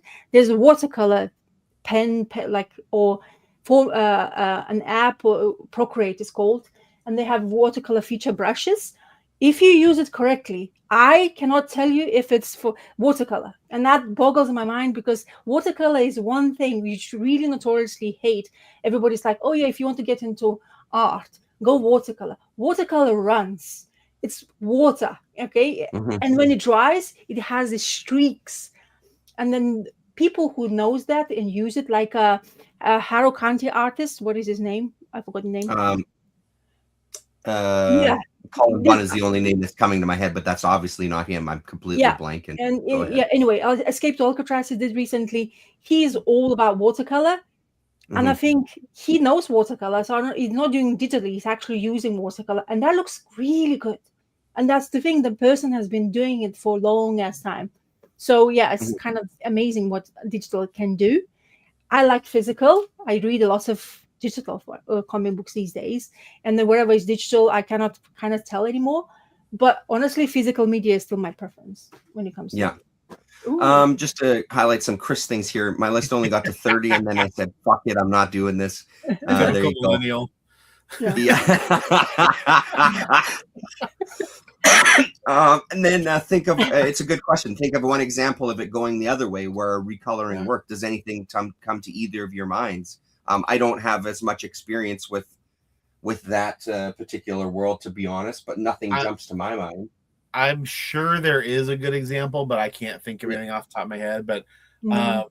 I wonder if it would be more like the director's cut version, but working, where Yeah. it wasn't some modern person doing it. I will Mhm. say, like those Corbin books look good. I don't know what he's exactly doing to them. Terrence, you might know what Jose Villarruba. I don't know quite what he's doing. Is he fully recoloring them? Is he just touching up? I don't really know. I think I think it really depends on what they're reprinting. I was just looking at the shelf of those, but I think the difference with him is he's looking at. I know for the Dan stuff, for example, he was looking at a bunch of different printings of Dan and sort of which one worked, which one didn't, why didn't it work? This was too dark. I think a lot of his stuff for some of that was the stuff that was printed overly dark, making sure that you see some of that detail. So I don't know how much then coloring retouches happen within that to sort of, because if you're making everything lighter, the colors aren't going to be as saturated, ? I don't really know. So maybe there's some tweaking with it, the colors there, as opposed to kind of recoloring pages.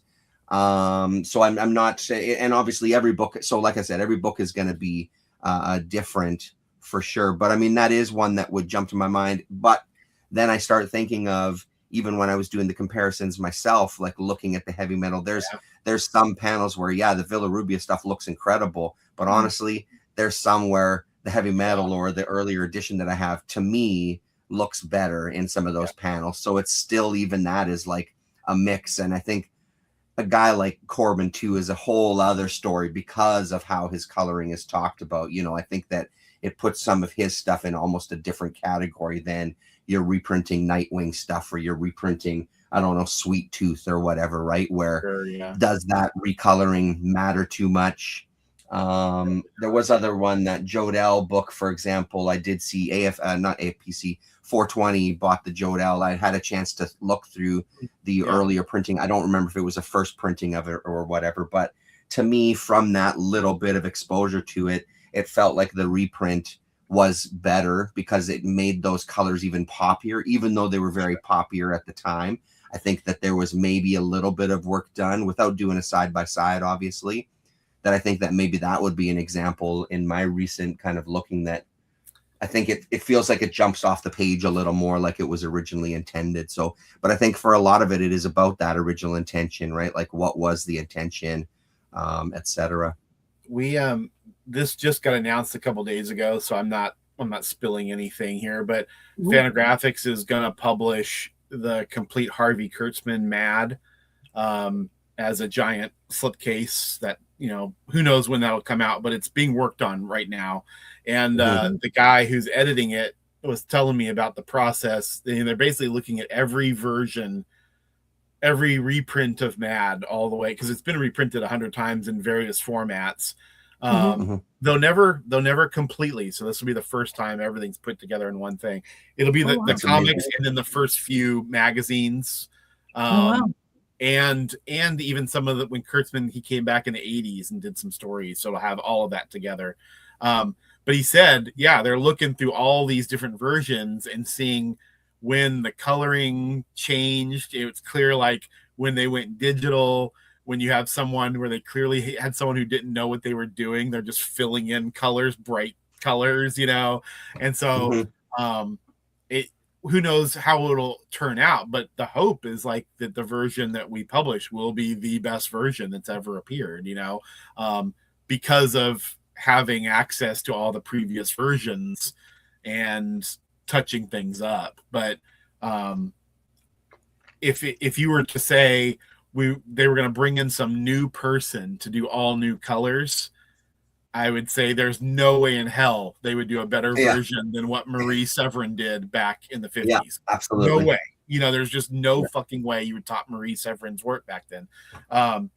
So it shows you like it's a really thankless task. And I don't even when a name colorist like Jose Villarruba or Steve Oliff takes on these jobs, you know, I hope they're getting paid well, because everyone is going to bitch about it. Like there's no way you don't win really. It better just be a good gig, because I don't know. It's tough. Like you said, with the new Corbin books look great, but yeah, you pull out the old stuff, those look pretty nice too.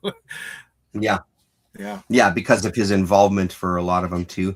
AFPC says, sounds like it may be time to revive Baxter stock and overprint editions. I agree with that. Apropos women colorists, consider reading Susan Diatch's The Colorist.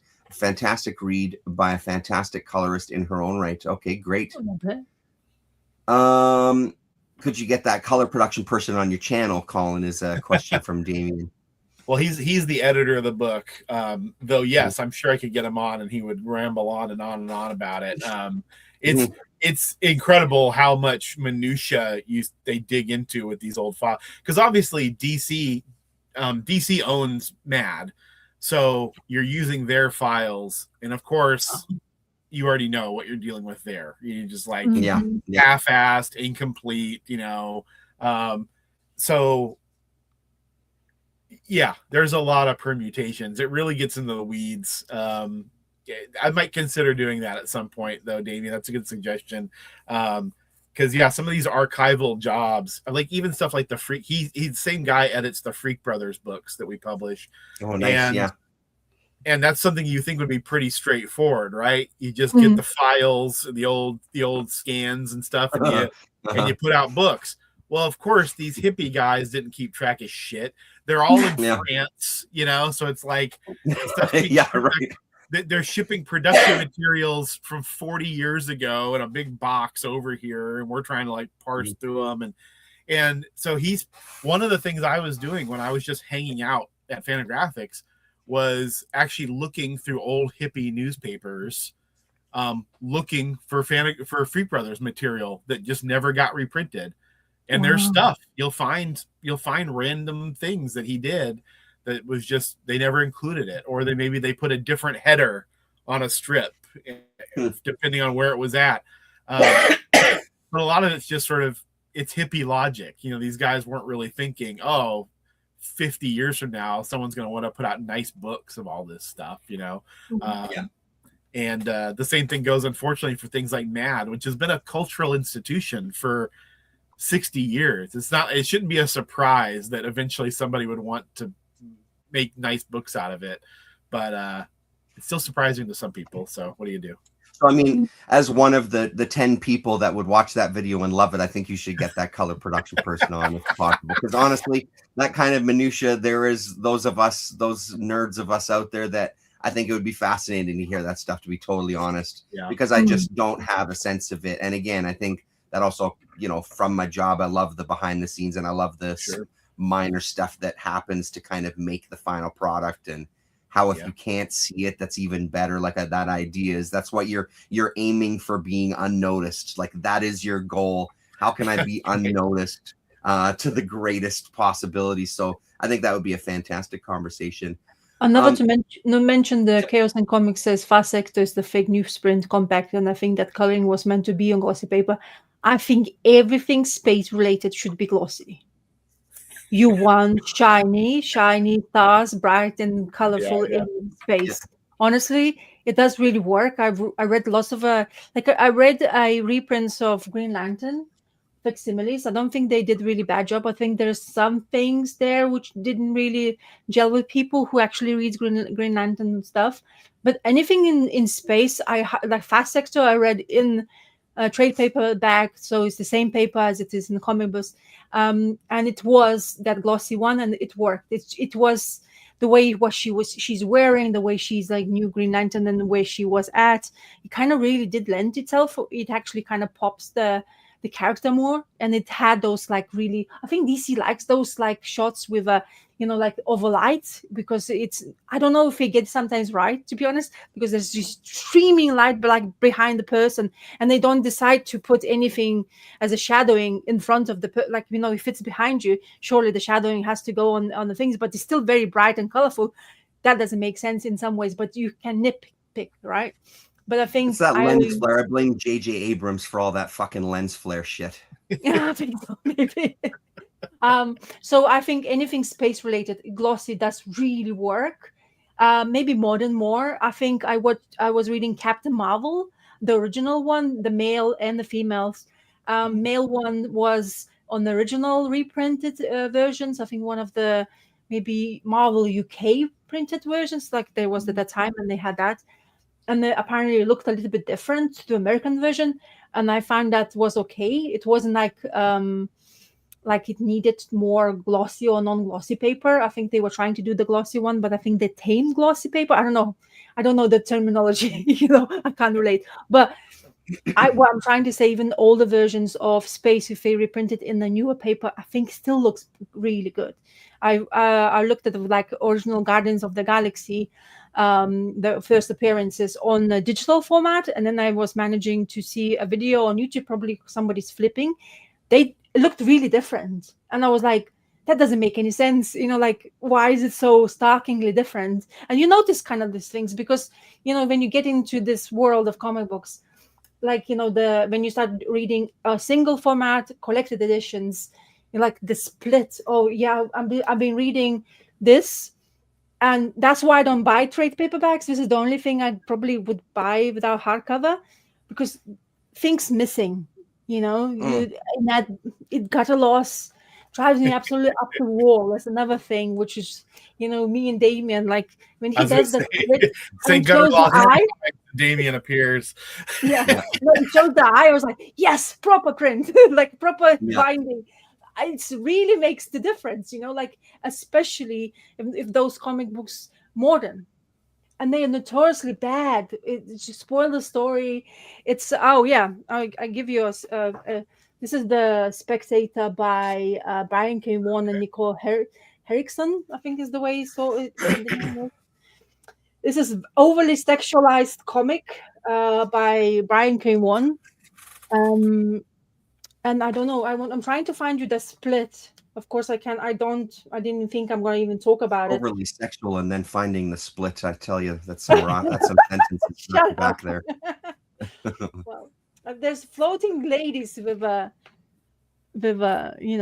they are all dead people. It's such a bizarre. I haven't finished reading this, but it's such a bizarre story. Oh, there you go.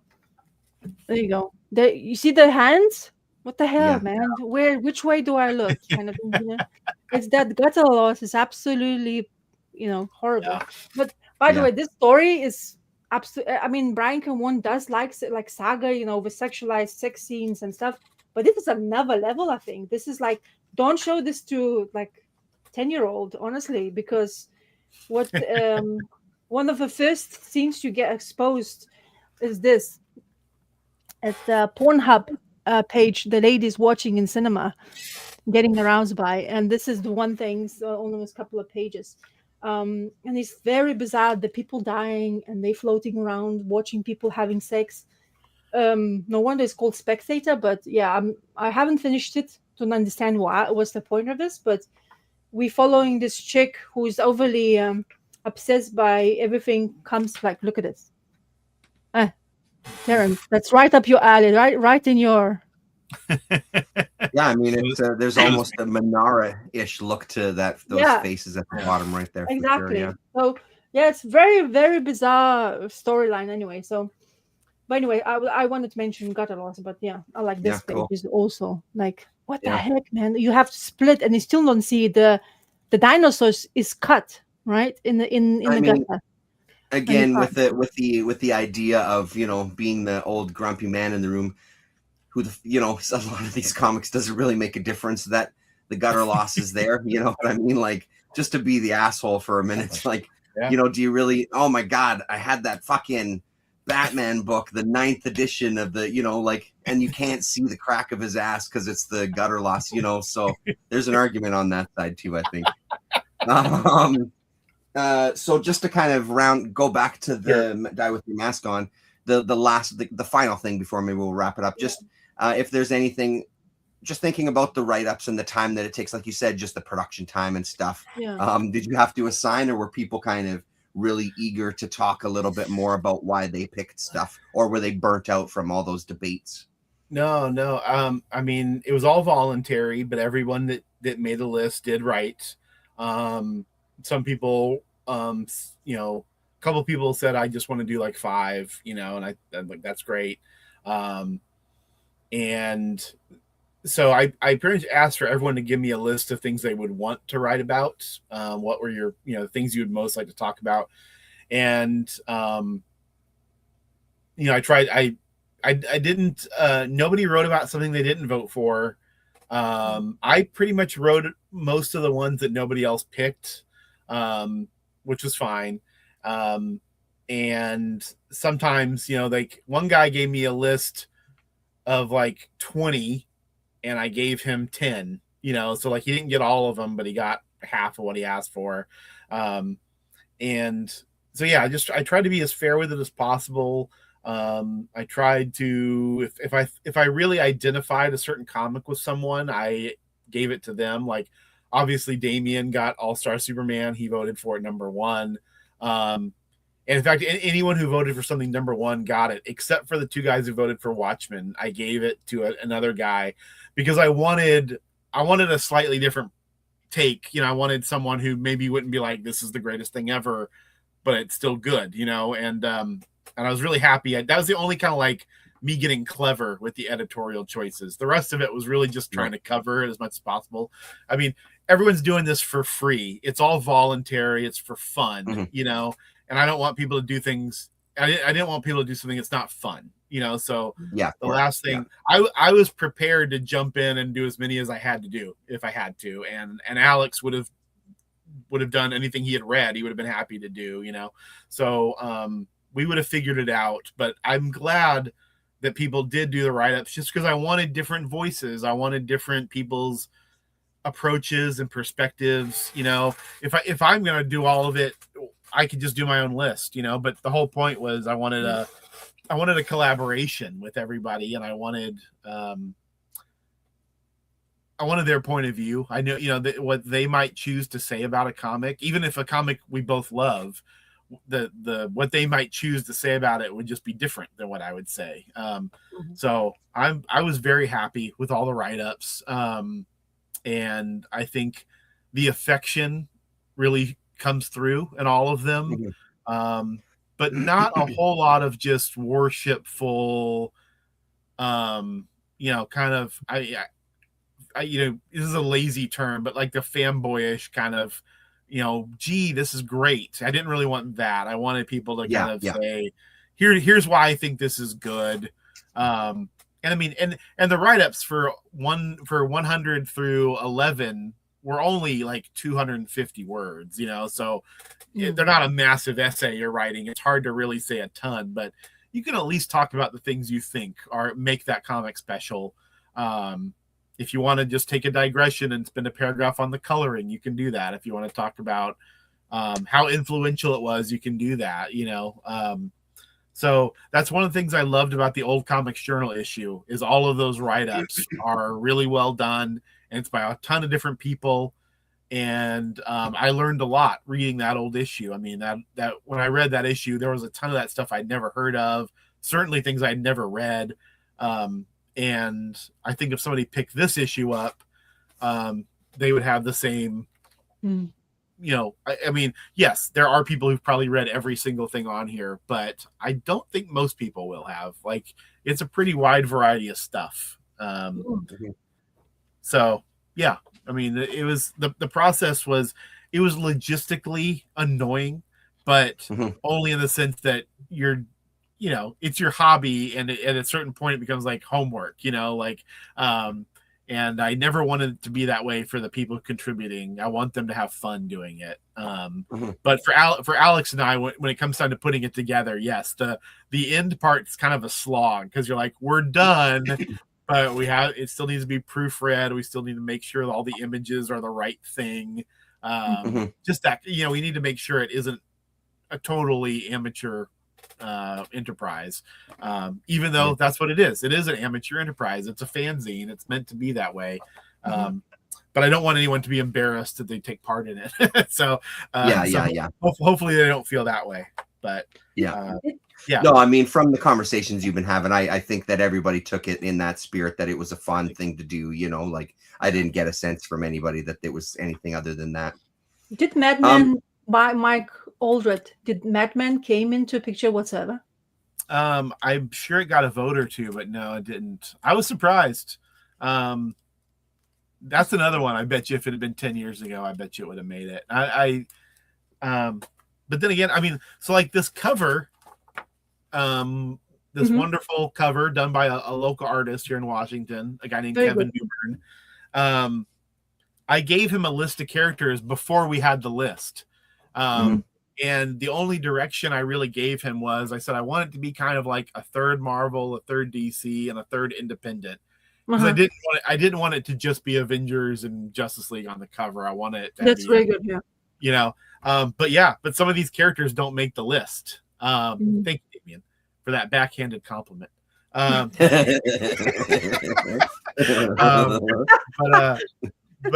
yeah, no Megaton Man. The Tick didn't make it. Yeah, the Tick, yeah. Zot didn't make it, which also that was a surprise for me. Magnus Robot Fighter, no Magnus. So so yeah, there were a few characters I recommended be included. I had no idea if they'd make the list or not, but I thought, well, they'll look interesting at least, and it will. And I've mentioned this on some of the live streams I've done, but I'm very happy that the final list ended out as even as it did. You know, there's 35 Marvels, 35 DC, and 30 Independents, and that honestly, was not on purpose. That was totally organic. Right. And those stats, I gotta say about those stats, that was one of my favorite parts. I mean, the whole thing is great, but I loved seeing this breakdown as well too. I loved seeing the decades.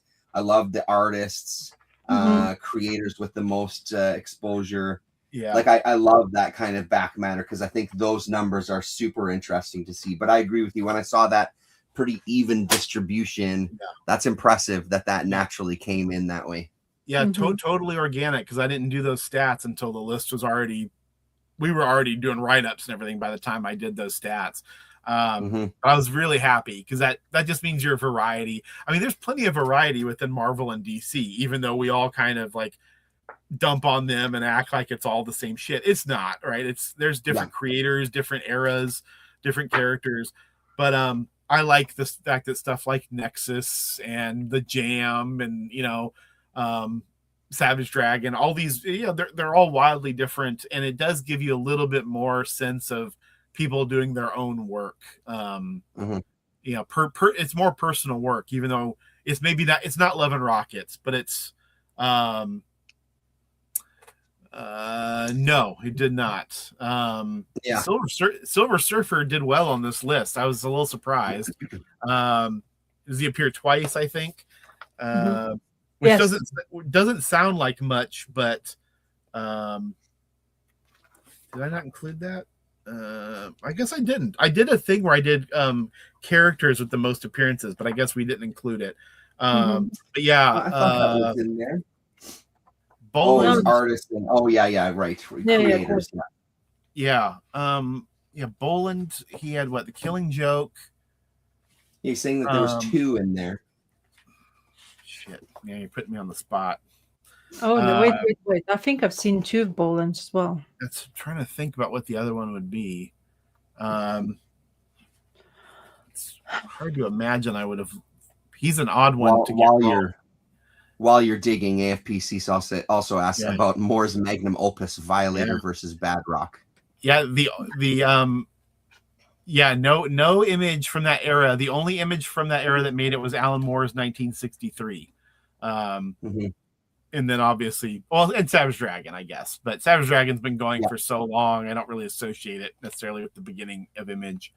I am very surprised. One thing I'm very surprised, Jack Kirby's OMAC is in the list and is so high. I thought OMAC would have been like 80 and that kind of thing. Not saying it's a bad thing whatsoever, Jack Kirby's things, but I'm very surprised that he made even to top 20. It did really well. It's it might be my favorite Kirby. I don't know that I would say it's the best Kirby, but it might be my favorite Kirby. But Silver Surfer had Parable and it had Silver Surfer Black. I think that's it. But honestly, the characters, obviously Batman and Daredevil and Superman is on there 3 times. 2 times is like a big deal to get on there twice. Legion of Superheroes made it twice, Man, what is the other Boland? I can't think. Maybe I can't see it. I've been looking. Maybe I see Gibbons. But Boland, no. Cracks in the Empire, Colin. Cracks. Trust me, when I'm putting the stats together, I'm sitting there going, this is the stuff people will point out errors about. Right. I mean, for me, like doing these write-ups, and these are modeled after the old Comics Journal write-ups, right? Yes. We got the number up top, the title, the years, and the credits. And then at the bottom we have who did it, who wrote the write-up, like for this League of Extraordinary Gentlemen. Where's my hand at? Right there. You can see Alex Eklund's name. And then there's the image itself of the image that Alex chose. He chose all the images. Those were the things I checked and rechecked and checked and rechecked 100 times because I'm like, we can screw up in the text, we can screw up in the editorial and all this other stuff, but we have to make sure we get the title and the years and the credits right, and I have to put the right guy who wrote about it, and the image, because those can be deceptive sometimes. Where you're like, well, because the image he chose for Supreme is a Rob Liefeld drawing, and I asked him, "Are you sure this is from this run?" Rob Liefeld didn't really work on this, and the image is from a trade paperback, and I was like, I'll allow it because he was having a hard time finding a good image to use, like a usable image. But for the most part, I really like what he did with the images. I think he found some really fun stuff. He really tried to play around with it a bit. And the top 10, they all receive like a full page. And so he was able to kind of put a little more art in there, play around with it a bit. I'm very glad also that I saw Glory by Joe Keating and Sophie Campbell, because Sophie Campbell, I read it. I it's out there. I never thought, honestly, when I was reading Glory, I never thought of superhero because it's a Image, I think, comics or Dark Horse. I don't know which one. I'm mixed sometimes. So and Sophie Campbell then she's a very good artist. But then she went into writing more because, some people like artists become more writers because less time spent, more money earned, right? Sure. And that run is not many people talk about it, but people who actually read it, it's like, you should read it if it's superhero, like if it's a story out there. Like Joe Keating's writing is really good in female-related kind of storytelling kind of thing. But I was reading it because it was kept like my videos on algorithm on YouTube in that time was just maybe I was interested in similar things, but they will keep coming up. I was like, why? What is this Glory? What people glory about it? So I went to library, got the Glory, read it. I was like, oh, okay, I get it now. So it's like, it's kind of surprising. I even forgot about it myself now. But when I saw it in the list, I'm like, wow, she got mentioned. He's actually in the list. So somebody has thought about it like you guys did. So and Glory also, like Prophet. You mentioned Prophet earlier. Both of those are they're modern takes on old Rob Liefeld superhero comics. So are they superheroes, quote unquote? I mean, it really depends on what you think. The retellings might not be as much, but they're certainly based in. Yeah. Because All Glory was Rob Liefeld's ripoff of Wonder Woman. That was it. Yeah. who Alan Moore tried to make interesting and then was gone really fast, you know. But yeah, that's a big Alex loves that comic and he advocated for it. Oh, that's good. I'm glad it made the list though. Like I said, I'm glad these things that I don't know about as much made it in. I think it makes it a lot more fun to look at. I never. Yeah, no, for sure. Yeah, like sorry, I mean we keep mentioning. I can talk about now because I see the list of Kingdom Come has never been my like list in the hundreds. Even though I love the art, hyper realistic art, but the story never kept me like continuously like, oh, I can recommend something to people. I don't. I'm not even on my list of recommendations now. These days I have a problem. So my son's 8 years old, and they're reading some sort like, you know, the Dog Man, those kind of type of the comic books, right? And then there's some friends of his who's like 10, 11. Honestly, I was looking into my collections. There's nothing for kids related. I was like, I can't, because they know I'm reading, right? Because I keep telling them I'm kind of vocal. I'm trying to be more vocal and people accepting that kids with special needs needs to read somehow and get that imagination going. So they need to be exposed into comic books, right? It really helps your imagination, and reading is much easier in this way. But anyway, I was like, I wanted to give something. Those Turtles, the only book I could give to a child, but in some like earlier, not really much, but the new modern ones is also correct question mark. Like Saturday edition of Turtles is the only one I probably would give. But would you give 11-year-old a Batman book by like modern Batman book? I'm just wanted to ask you guys this question. I'm the wrong guy to Go ask. ahead, Colin. I haven't read a new Batman in many years. Any Batman, let's say any Batman. Would you recommend? Any Batman, yes. I was reading Batman when I was 11. Okay.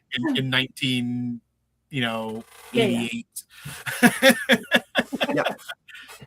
So yeah, I mean, it was a little dark even then because the Frank Miller influence was coming in.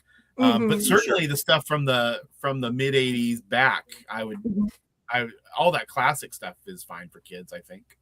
Sorry, it's always one of those things that those were the questions at the time. Are these suitable for children? And I mean, I read a lot of stuff that might have been, you know, listening to music that was supposedly not suitable, reading stuff that was supposedly not suitable. You know, it's also one of those perspective things. But as far as like new stuff, I mean, for you and me, Rasa, again, I go to the audio adventures, the Batman audio adventures. I think those are so much fun for the kids, right? Like, I think that there's a lot of stuff that's coming out now where it just depends on what you want them to read. Like, if you're looking at stuff that appeals to you as an adult, that's going to be a harder sell because right away it's appealing to you as an adult, as opposed to you're looking through it through a much different lens and you're looking to get something very different out of it. But those Batman and the Outsiders, AFPC says, for something a little bit older.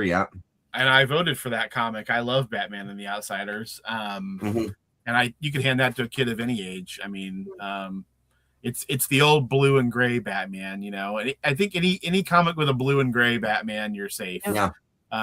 Once Frank Miller and then once the movie came out and they had to skew a different direction, or they didn't have to, they chose to lean into it. Then the violence really comes to the fore, and it's not just punching and kicking. I mean, I know that's violence, and some parents don't like that, but it's more just like violence. You torture, violence against women, violence against kids. You know, it's like they have to get more and more extreme, they think, to try to be more interesting. I much prefer the Batman who could lose a fight, the guy who actually solves mysteries sometimes. It's a little hokier. It's the Batman that would be on Underoos, but I find that Batman a lot more charming personally. You know, well, I mean, that's one of the things that made year one so much fun, right? Like seeing him get beat down because he's not quite there yet. He's got the ego, but he's also getting his ass kicked. Exactly. Proper. The Batman and the Outsiders. There's like a panel where a guy just sneaks up behind him and knocks him out with a wrench or something, and you're like, they would never let that happen now. Now he has to be so perfect all the time. It'd have to be 20 guys with wrenches or something for him to even feel it. But back in the old days, some random dude could just sneak up behind him, and that was good enough. So Is this is still readily available, right? This issue is still well in print, and it's not going anywhere yet. I actually just ordered some more, so yes, it'll be in print. That's really nice. Yeah, it's I don't know. It's I hope it's fun. It was meant to be fun for the people making it, but also for the people reading it.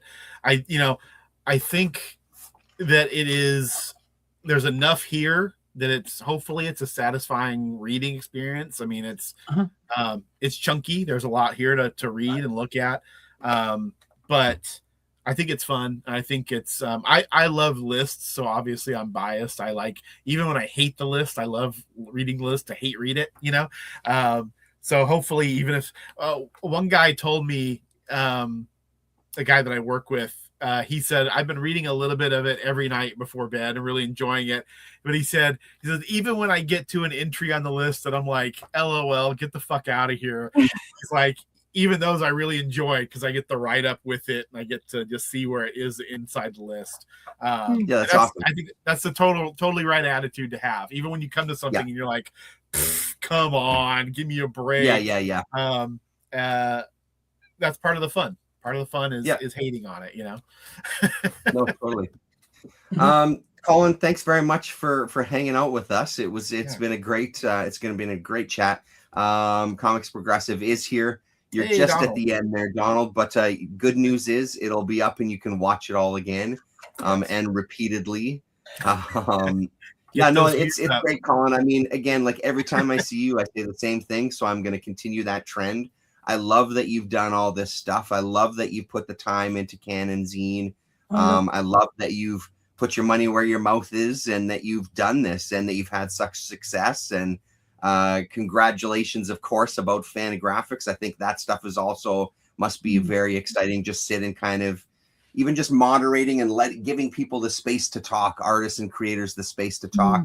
It's great that you're able to kind of facilitate some of those conversations. So thanks as always for coming. And of course, I'll have links in the description and everybody should go and buy all of Colin's stuff. But if you want to read more about this list, you can go and check it out there. Any final words, Rasa, before we throw it to Colin for our goodbye? I'm just thankful I received Across the Pond this edition. That was very surprising. I know I haven't mentioned, but I was shocked. I was like, there's like, what is this? I wasn't aware, but so thank you very much for thinking of me, and I really did. Now my head is ticking, and I think I'm going to still think about this list for a while, because honestly, fascination about what's superhero, what's not superhero in my book is not really means that other people think the same way. So that is fascinating for me. I'm glad. And Ross, I would love to see you do a video, maybe if you make a little list and want to count down or something. I like you and Terrence hanging out, but I miss you making videos. Okay. So I like the rare occasions where you solo stream or something. Doesn't happen very often, but I think those are fun. But yeah, thank you both for letting me come on here and talk about my own bullshit for that's very nice of you. Terrence, one of the old school guys, Rasa not too far behind him, and but so thanks for exposing me to your unwitting subscribers. Hopefully it wasn't too dull, and if they're interested, they can check out the zine. And like I said, we should have a website soon, which I should know what the URL is. I think it might just be canonzine.com. And hopefully that'll go live here in the next few weeks. And print on demand and digital will be available. Otherwise, canonzine.bigcartel.com. I'm down to just a couple of different titles on there, but I actually just ordered little reprints of almost everything. So, nice. If someone can shoot me an email or a DM on social media, and if you're looking for something, but I don't want to carry hundreds of backstock, hundreds of issues in backstock, but I do like, if people are interested, I want to try to facilitate that. But and hopefully Canon 7 will be out in the next couple months, and things move slow in Canon land, but we're working on it. So cool. Yeah. And definitely go and also look at the videos on his channel too, because those conversations with the contributors are fantastic. And Damien, again, just a reminder that you have been called out. Once your jury duty is done, you got to get over on Colin's channel so you guys can have a chat as well too. So thanks very much, everybody, for joining us. Always good to see you. AFPC, great to see you again. Thanks for popping in to say hello. Yeah. And we'll talk to you later, everybody. We'll see you next weekend, more than likely, or maybe not. We'll see. All right, take it easy. Thank you. Bye. Bye-bye.